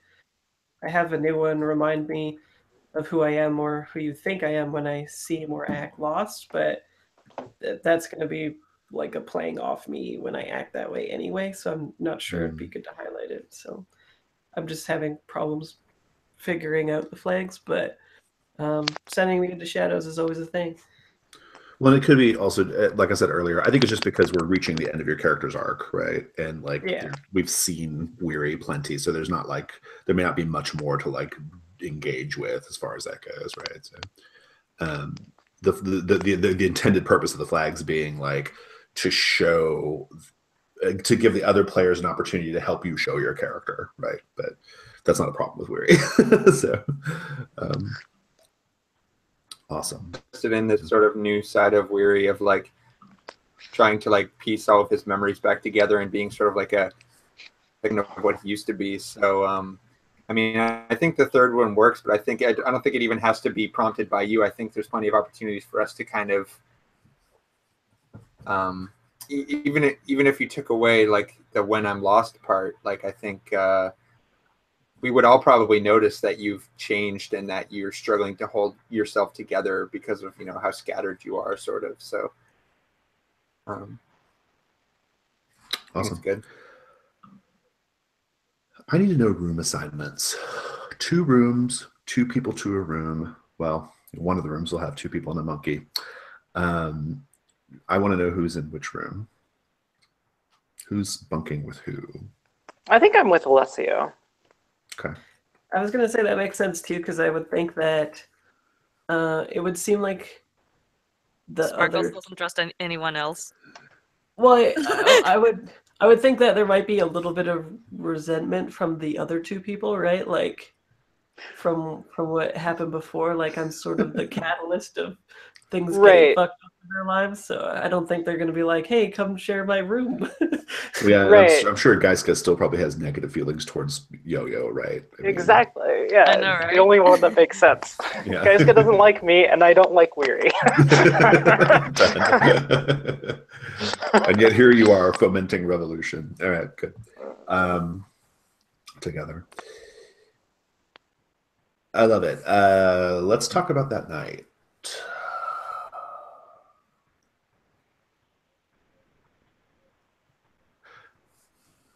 Geiska, you wake up to the sound of squeaking, chittering, little high-pitched squeaking, chittering noises. And you wake up and you look to your left and you see that where Weary is laying, he is covered by a carpet of rats. Just his whole body is covered by rats. They're spilling out over the side of the bed. They're all over his body. What do you do? Weary, what the hell did you get into this time? Weary, you will be aware of it, and the rat coverage is so thick you can't. All your cries just sound like muffles, right? But these rats are eating you. They're fucking chewing on your skin and your clothes. So again, guys, what do you do? I will try to swat away rats because this is not okay. Yeah, if you're willing to get in there and just start batting them around and that'll cause the rats to crawl on you too. Give me a Defy Danger Constitution. I think is probably the right move. Right. You're just kind of quote unquote taking the blow here. That is a 12. Nice. Give me the whole scene. How do you get all these rats off Weary? Like, what does this look like? So I'm like, I jump up and it's like I see the blanket of rats on Weary, and I'm like, holy shit! What the hell did Weary do this time? And I start batting away rats frantically. Good. You just eventually just bat them off until they just scatter, right? Okay, good. Yeah. Right. Awesome. I love it. And they're crawling on you, and they're you're like flinging them off and all this stuff. Yeah. They eventually just break up. They scatter. But it was dozens and dozens of rats, right? Big fat black rats. Weary, you're going to take. I'm going to give you this. I'm going to have you mark the sick ability because you got a little bit of rat fever. So. Rat fever. Yeah, sick is that affects Con? Con, yeah. Weary, how do you react once this is over? What do you do? Let's have that scene. I think yeah, I think he's like hyperventilating a little bit and then sits down once like all the rats are gone or whatever, and he says that I saw a rat in the fountain with red eyes that seemed to be hounding me, but it's who I did not expect to wake up to be covered in rats. Didn't you say someone important to you was in a loop with a rat? Oh, the rat king, right? Or it was the demon rat god, actually, that your mother is perpetually trying to kill. Okay, so there might be a connection. A distinct possibility. Yeah. Geez, I don't know. Maybe even that might get him to kind of try to like shoot up the memory to like spout lore about it to see if there is a connection between it or something. Yeah, I mean, presumably in the 5 years, as you've been able to piece together your memories, you've been lucid enough to like try to figure something out, right? I mean, Yeah, yeah, go maybe for I've it. been getting a little bit closer Yeah, to roll spot unraveling one. the mystery. Yeah. Cool. Let's see. Oh yeah, 11. Yeah, 11. Oh, I'm going to ask you how you know this because I think it's going to come back to you in a flood, right? But you tell me how or what. Tell me how you know or how you found this out. Archbishop. Yes, the confluence of rats, the concentrated confluence of rats being commanded like minions, that sort of thing. This is behavior of the cult, the cult that's dedicated to the demon rat god Rikisik. I will type that in the chat for you. And Rikisik is the demon rat god that your mother is caught in a perpetual loop trying to kill, right? In a shadow vault. Here's the really, really interesting bit, and this is really what I want, how you know this, and how, because I think this suddenly falls into your memory, right? All the church officers and various people are either demons or they're enthralled to demons. And Archbishop Castafiel, he is the demon that he is enthralled to is Rikisik, the demon rat god. How do you know it? I think. Oh, I know. So I think I haven't until this point taken it in this way, but I think since I have brewer and I'm good with poisons and all that, I've distilled this opium into something that I can like inject into my veins, but it's really dangerous and I haven't never done it So before until heroin. now. Right. Yeah. Yeah, You invented maybe. heroin. Congratulations. Yeah. I might have done that. And I think this incident though sees me like Guyskiff sees me freaking out about the rat gods and it convinces me that I need to do this. And so I inject the heroin into my veins and then we even see maybe like the pupils instead of just dilating, we see like a flood of memories go over it, and then we, CGI cut to that memory. But since it's like a much more potent reaction to it, it's my feeling of being there is even more better, and I can sort of like study the scene. And I think maybe I see that Archbishop just standing on the outskirts of the Shadow Vault and studying these things.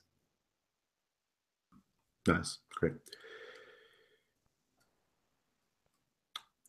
It's the next day.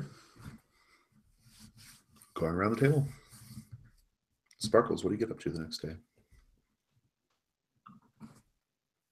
Can I have a bit more of a scene with Weary before Sure, we go yeah, to the next day?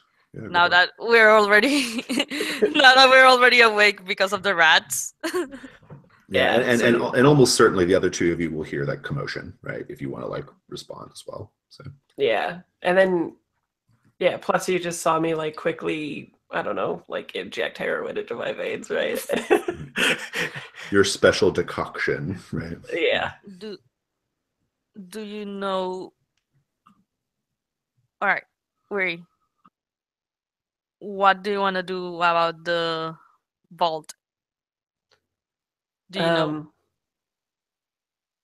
Well, I suspect that one of the keys that I hold is the Shadow Vault key, but I've never been able to find the vault anyway. There's No, like hundreds of them, right? I meant the vault with the 1,000 locks and 1,000 keys. Oh. What do I want to do about it? Yeah. Well, I think we're all working to like open it in some way, aren't we? Kind of. I think in the interim, you're just trying to get the church to. You're just trying to like weaken the church's structure, right? It's coming. Yeah, I bet there's like a lot of misinformation about this lock too, because I believe in before we're like there's no way this door has 1,000 locks, right? And the chances are that there's 1,000 keys. It's unlikely and stuff like that. So I tell Weary, it's coming. What's coming? That vault. is coming. To It's coming soon. It's coming. It's. I went to the Grand Observatory and it's going to come here.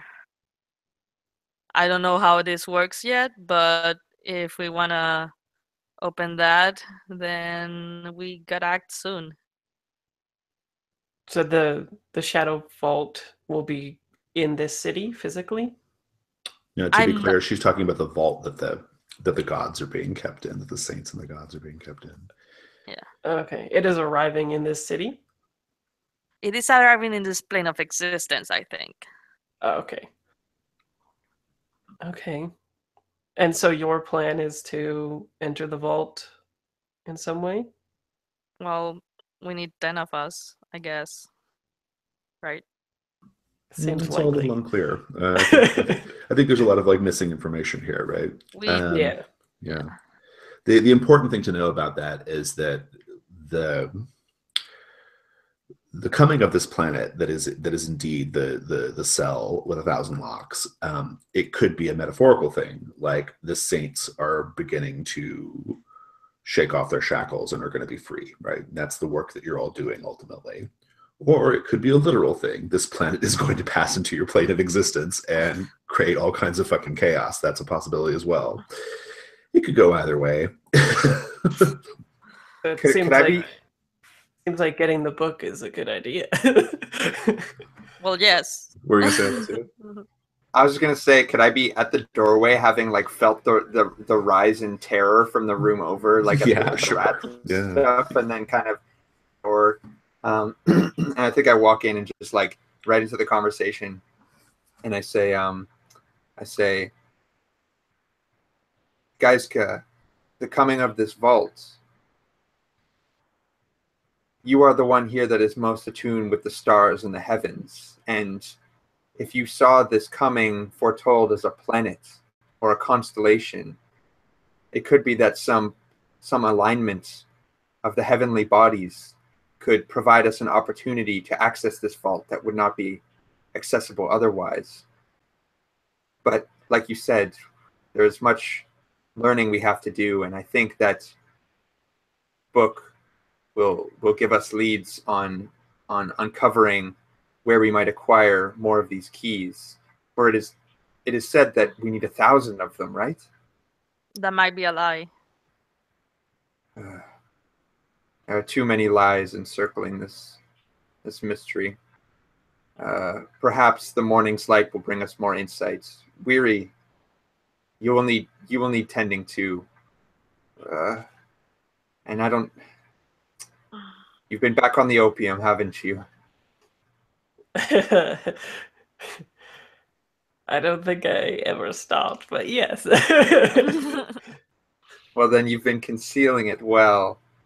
Weary, I understand that you need these memories to remind you of who you are, but if you dwell entirely on images from the past, you will not be able to move past them and embrace the role that you will have to play in the events to come. Weary, you are one of the keys, just like the rest of us. And whether that means there are 990 more we must find before unlocking this vault and returning the true gods to us, or if it means that covering this tome of ancient knowledge, we will have the secrets needed. But you are an instrument, Weary. A key is a tool, and we need you to be such in these times to come, and not a shell filled with fabrications. You understand? I understand, but I think that if I lose myself, then we lose the cause. These memories are necessary. Well, administer them as you will, but it may not be losing yourself rather than finding a new purpose. I'd just like to check in with Sparkles and find out what Sparkles is doing during all this. rolling over in bed and saying, and just being like, I hate these fuckers. I think this might be a good time to interrogate this question. How did you end up involved in this? I mean, yeah, you saved them last time 5 years ago, and maybe that's why you got wrapped up in it, but why have you chosen to stay wrapped up in it? I think what happened was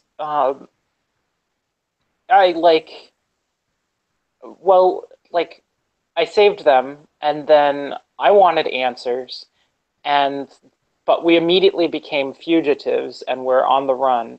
And in that time, I think I just formed a bond with Eliseo, just because and so I'm with it. I'm with them because Eliseo really cares about this thing, and I really care about him, and I have nowhere else to go at this point because I can't rejoin society because I'm a fugitive, and so Eliseo is kind of my only friend. And, well, and also you're finding out that you were just replaying the history of your people, right? Right. The more things change, the more things, the more they stay the same, right? Yeah.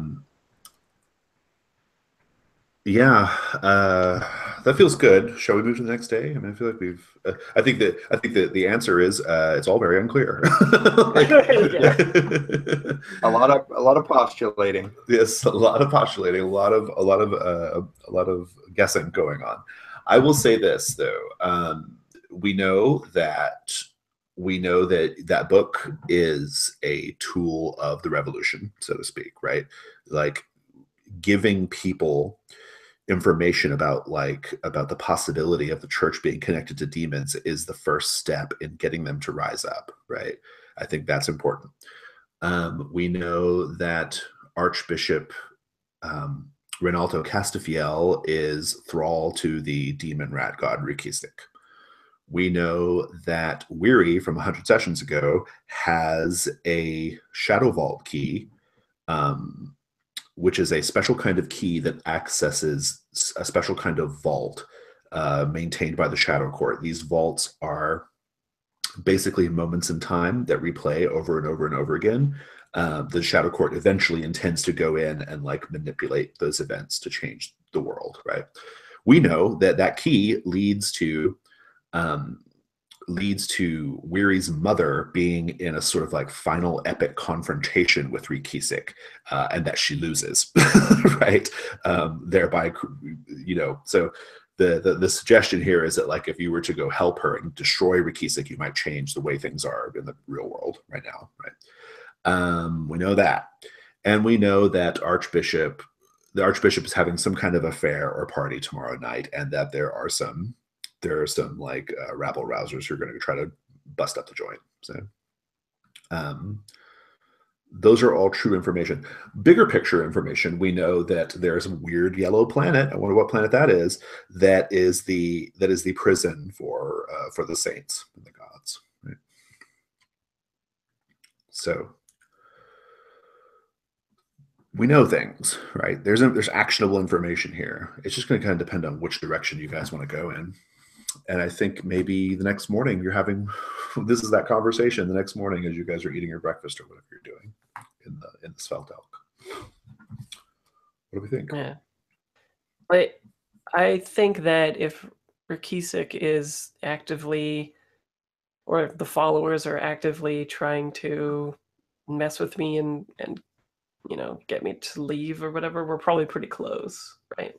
Closer than I've ever been. So my suggestion would be that the vault might be in this city, even. Well, to be clear, Sure. I think the way we've established it is any vault will do, any shadow vault will do. You just have to have the key. The key is right. So we just need to find a vault. Yeah, the key is the moving part. Yeah. Right. So maybe even they're acting now because I've because I'm level 10. well, they spied you, right? It all started with you guys yelling in the street, actually. But yeah. Oh, okay. Okay. So it's not the simple. It's as simple as they haven't found me up until now. Basically, yeah. Okay, Yeah. okay. Sounds good. So we should act fast if we want to change history, folks. Who wants to kill a god? Or you can smash up the party and grab the book. Those are two paths lay before you. I'm more inclined to go towards the book because I was told by Geminos that if I go to the rat to fight the rat demon god, then the first starlight is in danger. Yep. One and two, I have that bond or my alignment is upset that relationship to protect the first starlight. So I might upset that relationship with Riri to protect the first starlight and go after the book instead of after the rat god himself. Yeah, I mean, do you use that as your justification? Do you say no? Like Geminos told me if I do this, I'm fucked. Like, I mean, or do you just like try to convince them to do otherwise? I think I'm gonna try to convince them. Yeah. And if I can't, I can't. I mean, it's super interesting. I mean, I think if you go destroy Rikisik, let me reframe that. If you go to fight this god and destroy this god with all that entails, that has a big effect on the world, and it definitely solves the Archbishop Castafiel problem, right? Yeah. It is a big deal. It's not the mission you've set yourselves on, though, right? You set yourselves on grabbing the book and causing a more gradual revolution. Right? I might speak up and say, Weary, I understand that you have spent the last, I don't know how long, decades hunting powerful quarries, but this is a god we're speaking of, and one of many. They may be linked in some way, and they are powerful enough to have deceived thousands, millions for centuries. We do not even know what forms they could take, what powers they may have.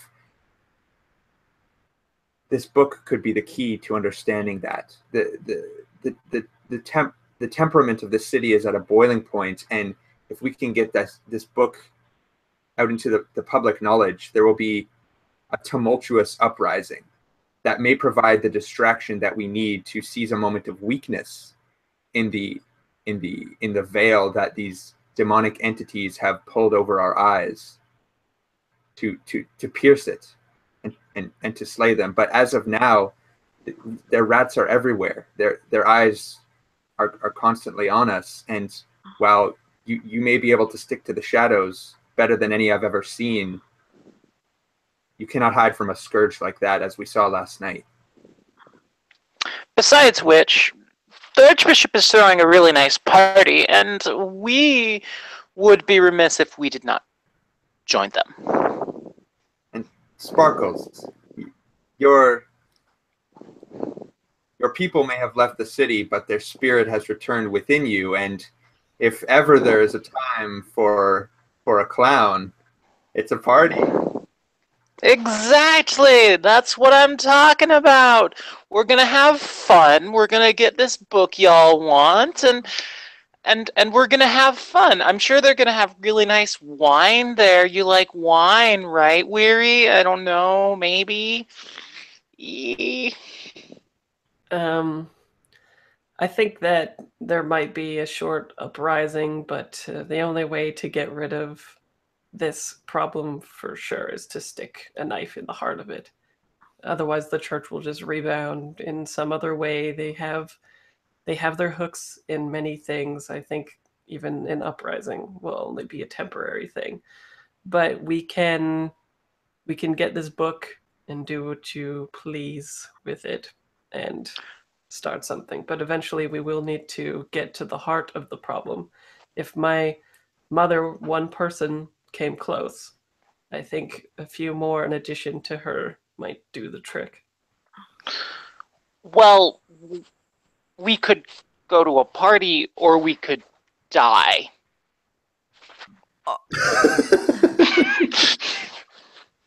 Weary, a little blunt, but I agree. why not we can get the book, and then you'll still have the key, correct? Yes, we can get the book and then deal with my problem later. But Rakisek is not going to let me go. I could just kill you, and we would change nothing.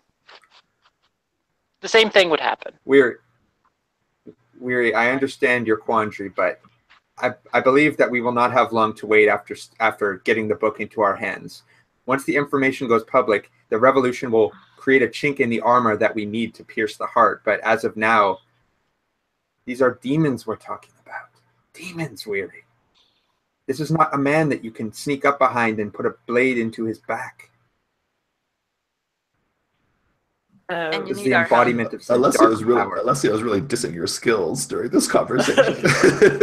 Also, Everybody you've is. proven time and again that you need our help. They're going deep, Weary. Not what I was going to say. I wasn't going to go there. And Gaiska goes tells Weary,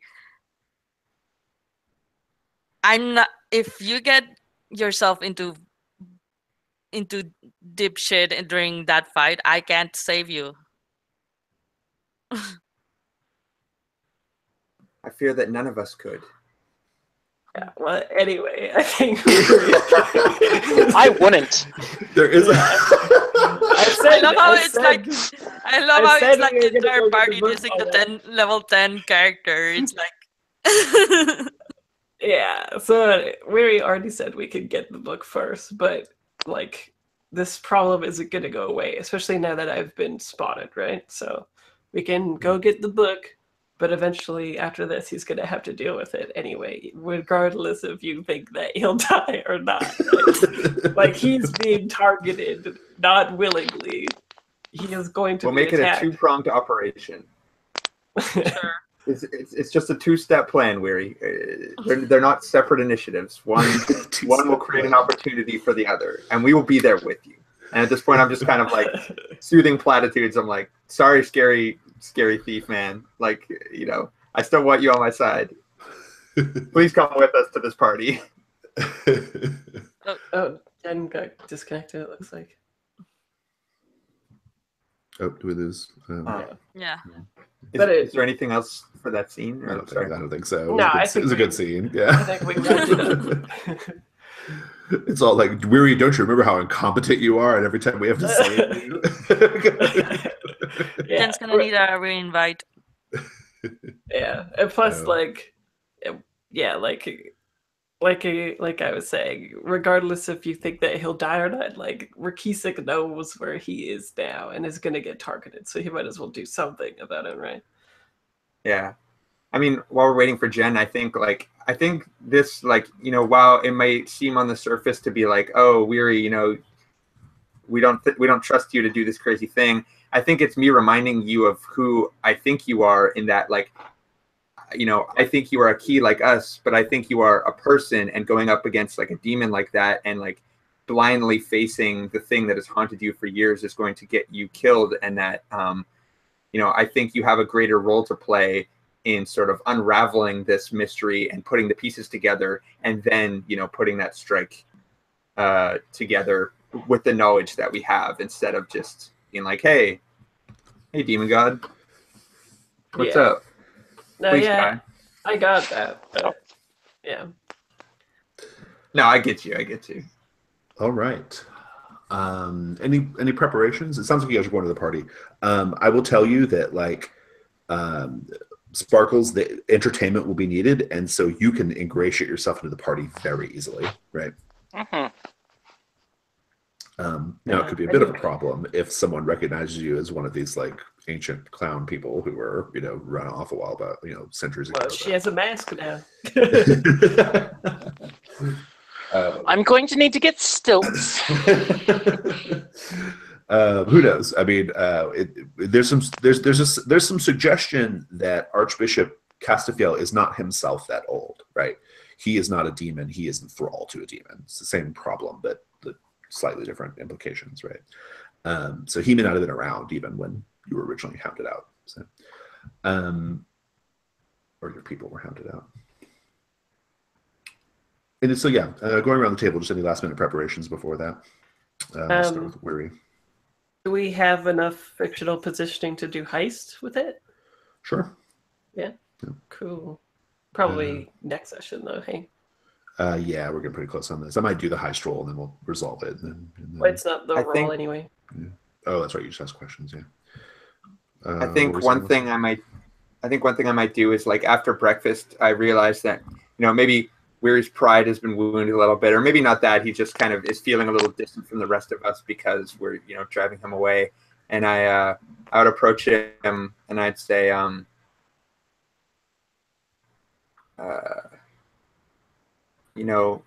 like I said, there's many uses for a man as deft with a blade as yourself, and I have a problem in that if we walk into this party, Reynaldo may recognize me immediately. You see, we have a bit of a past history. He's not too fond of me, and I was hoping that among your many talents with the blade, you might know how to give a haircut. Yeah, I have disguise, so I'm sure I could do better than a haircut. Well then, sounds like makeover time to me. Okay, I'm liking that. Sparkles, any last minute preparations? Yeah, I mean, I think I just want to try to hit Alicia's flag about come to him for soothing presence, and I just want to have a conversation with him about what I've learned about my people and like the history of this city. We can have that scene. Go for it. So just to clarify, there was a prophecy that caused your people to all have to leave. What was exactly the leader of the clowns said it was a prophecy. In fact, what was going on was they were running away from having a bounty on their heads. So. And who placed the bounty again? The church. Right. The elf at the bar said that, like, the leader of the Harlequin learned. Sounds like they learned the truth. They learned, like, they peeked behind the veil of the church a little bit, and they got targeted for it. So. Yeah. So I just I ask Alicia to come aside, and I procure some liquor, and I just like sit and I hand him a glass, and I take a glass, and I'm just like, here's the deal. I don't know what to do with this information, because this whole thing, it's the last thing I want to be caught up in, and here I am. I'm just getting thrown into it even further. I can't seem to escape it.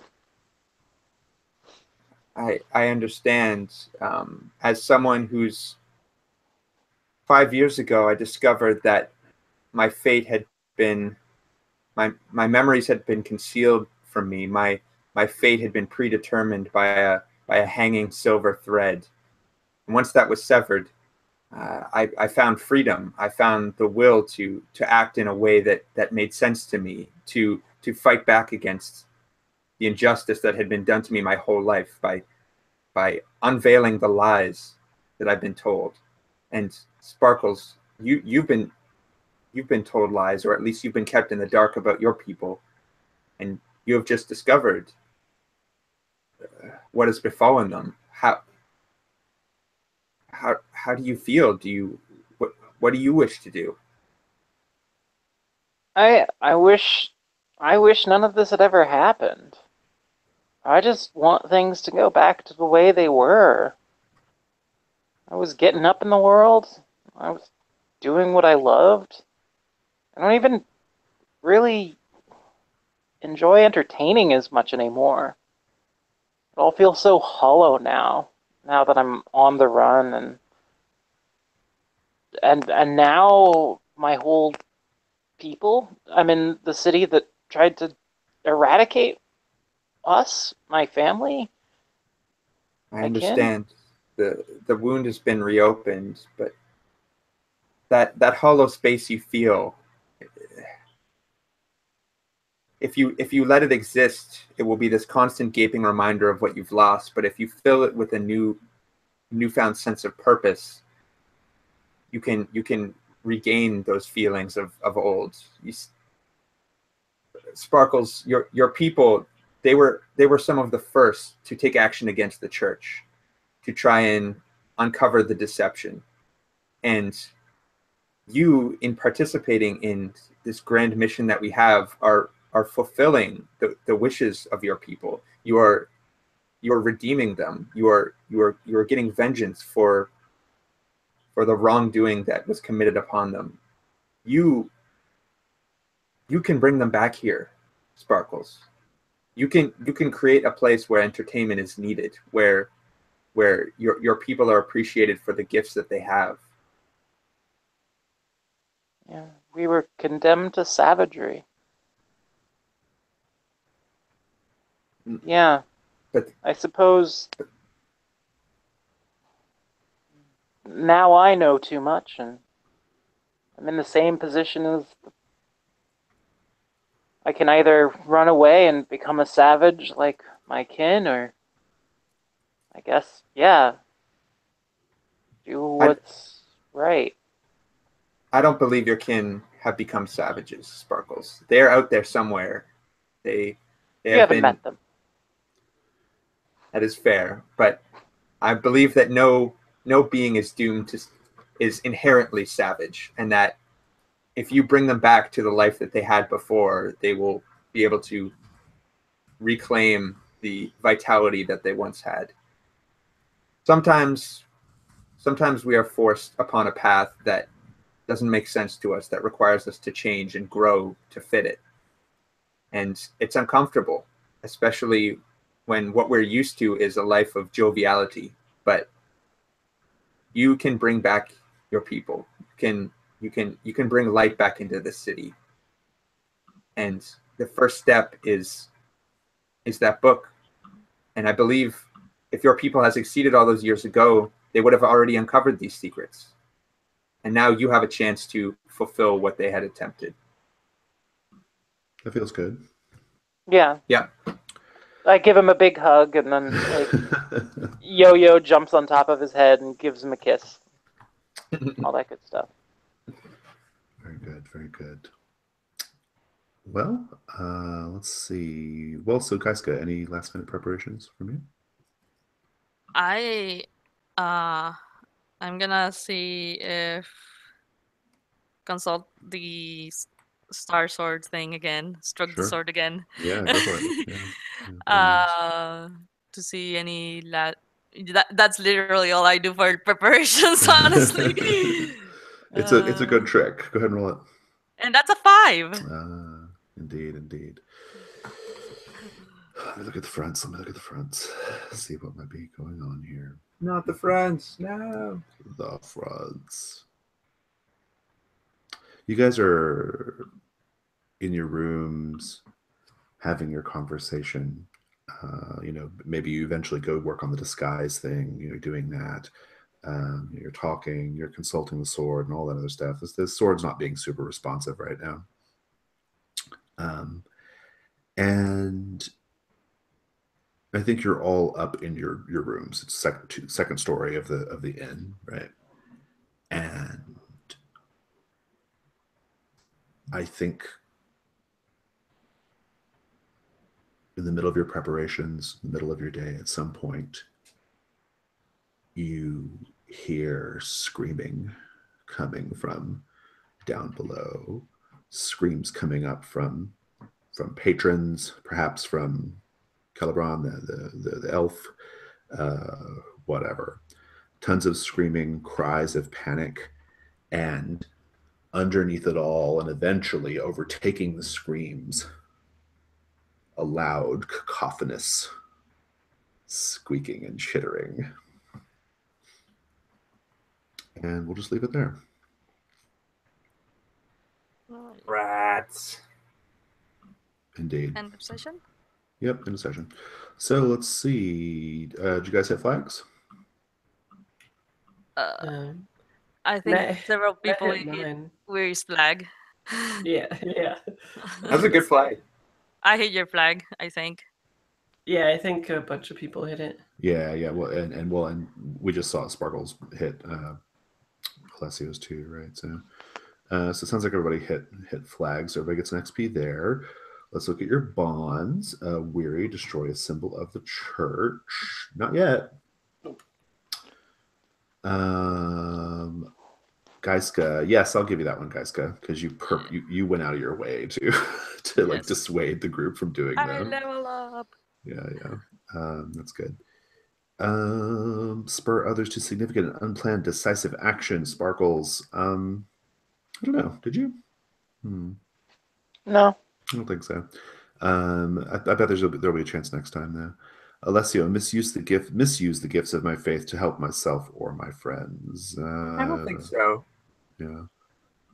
I didn't do a lot of like magicking this session. Yeah. Did we discover something new and important about the world? Yes. Did we recover? Did we loot a treasure? Yes. And then what's the third one? Did we defeat a worthy opponent? That I'm less sure about. No, probably not. Oh, they were chumps. Yeah, they were pretty chumpish. Okay, so you guys will get that extra amount of XP, and we have our big finale. You still have your heist move. We'll do that at the top of the session. Well, provided you survive this next encounter, we'll do that at the top of the session or afterwards. The advanced move I want to get is improved weapon, and the enhancement I want to get is glows in the presence of, and I want to say glows in the presence of enemies of the first starlight, if that's okay. Sure, I like that. It's good. Not orcs? Weird. Yeah. I think technically that was goblinoids, but yeah. Actually. Tell me more about the Githraki and the Githzerai, Jason. Awesome. I'll be on Discord in a few minutes. Maria, you said you have to go, right? Yeah. All right. Well, it was fun playing with you, and so I'll see some of you, I guess, in a few. Yeah, I'll hop on. See you, Maria.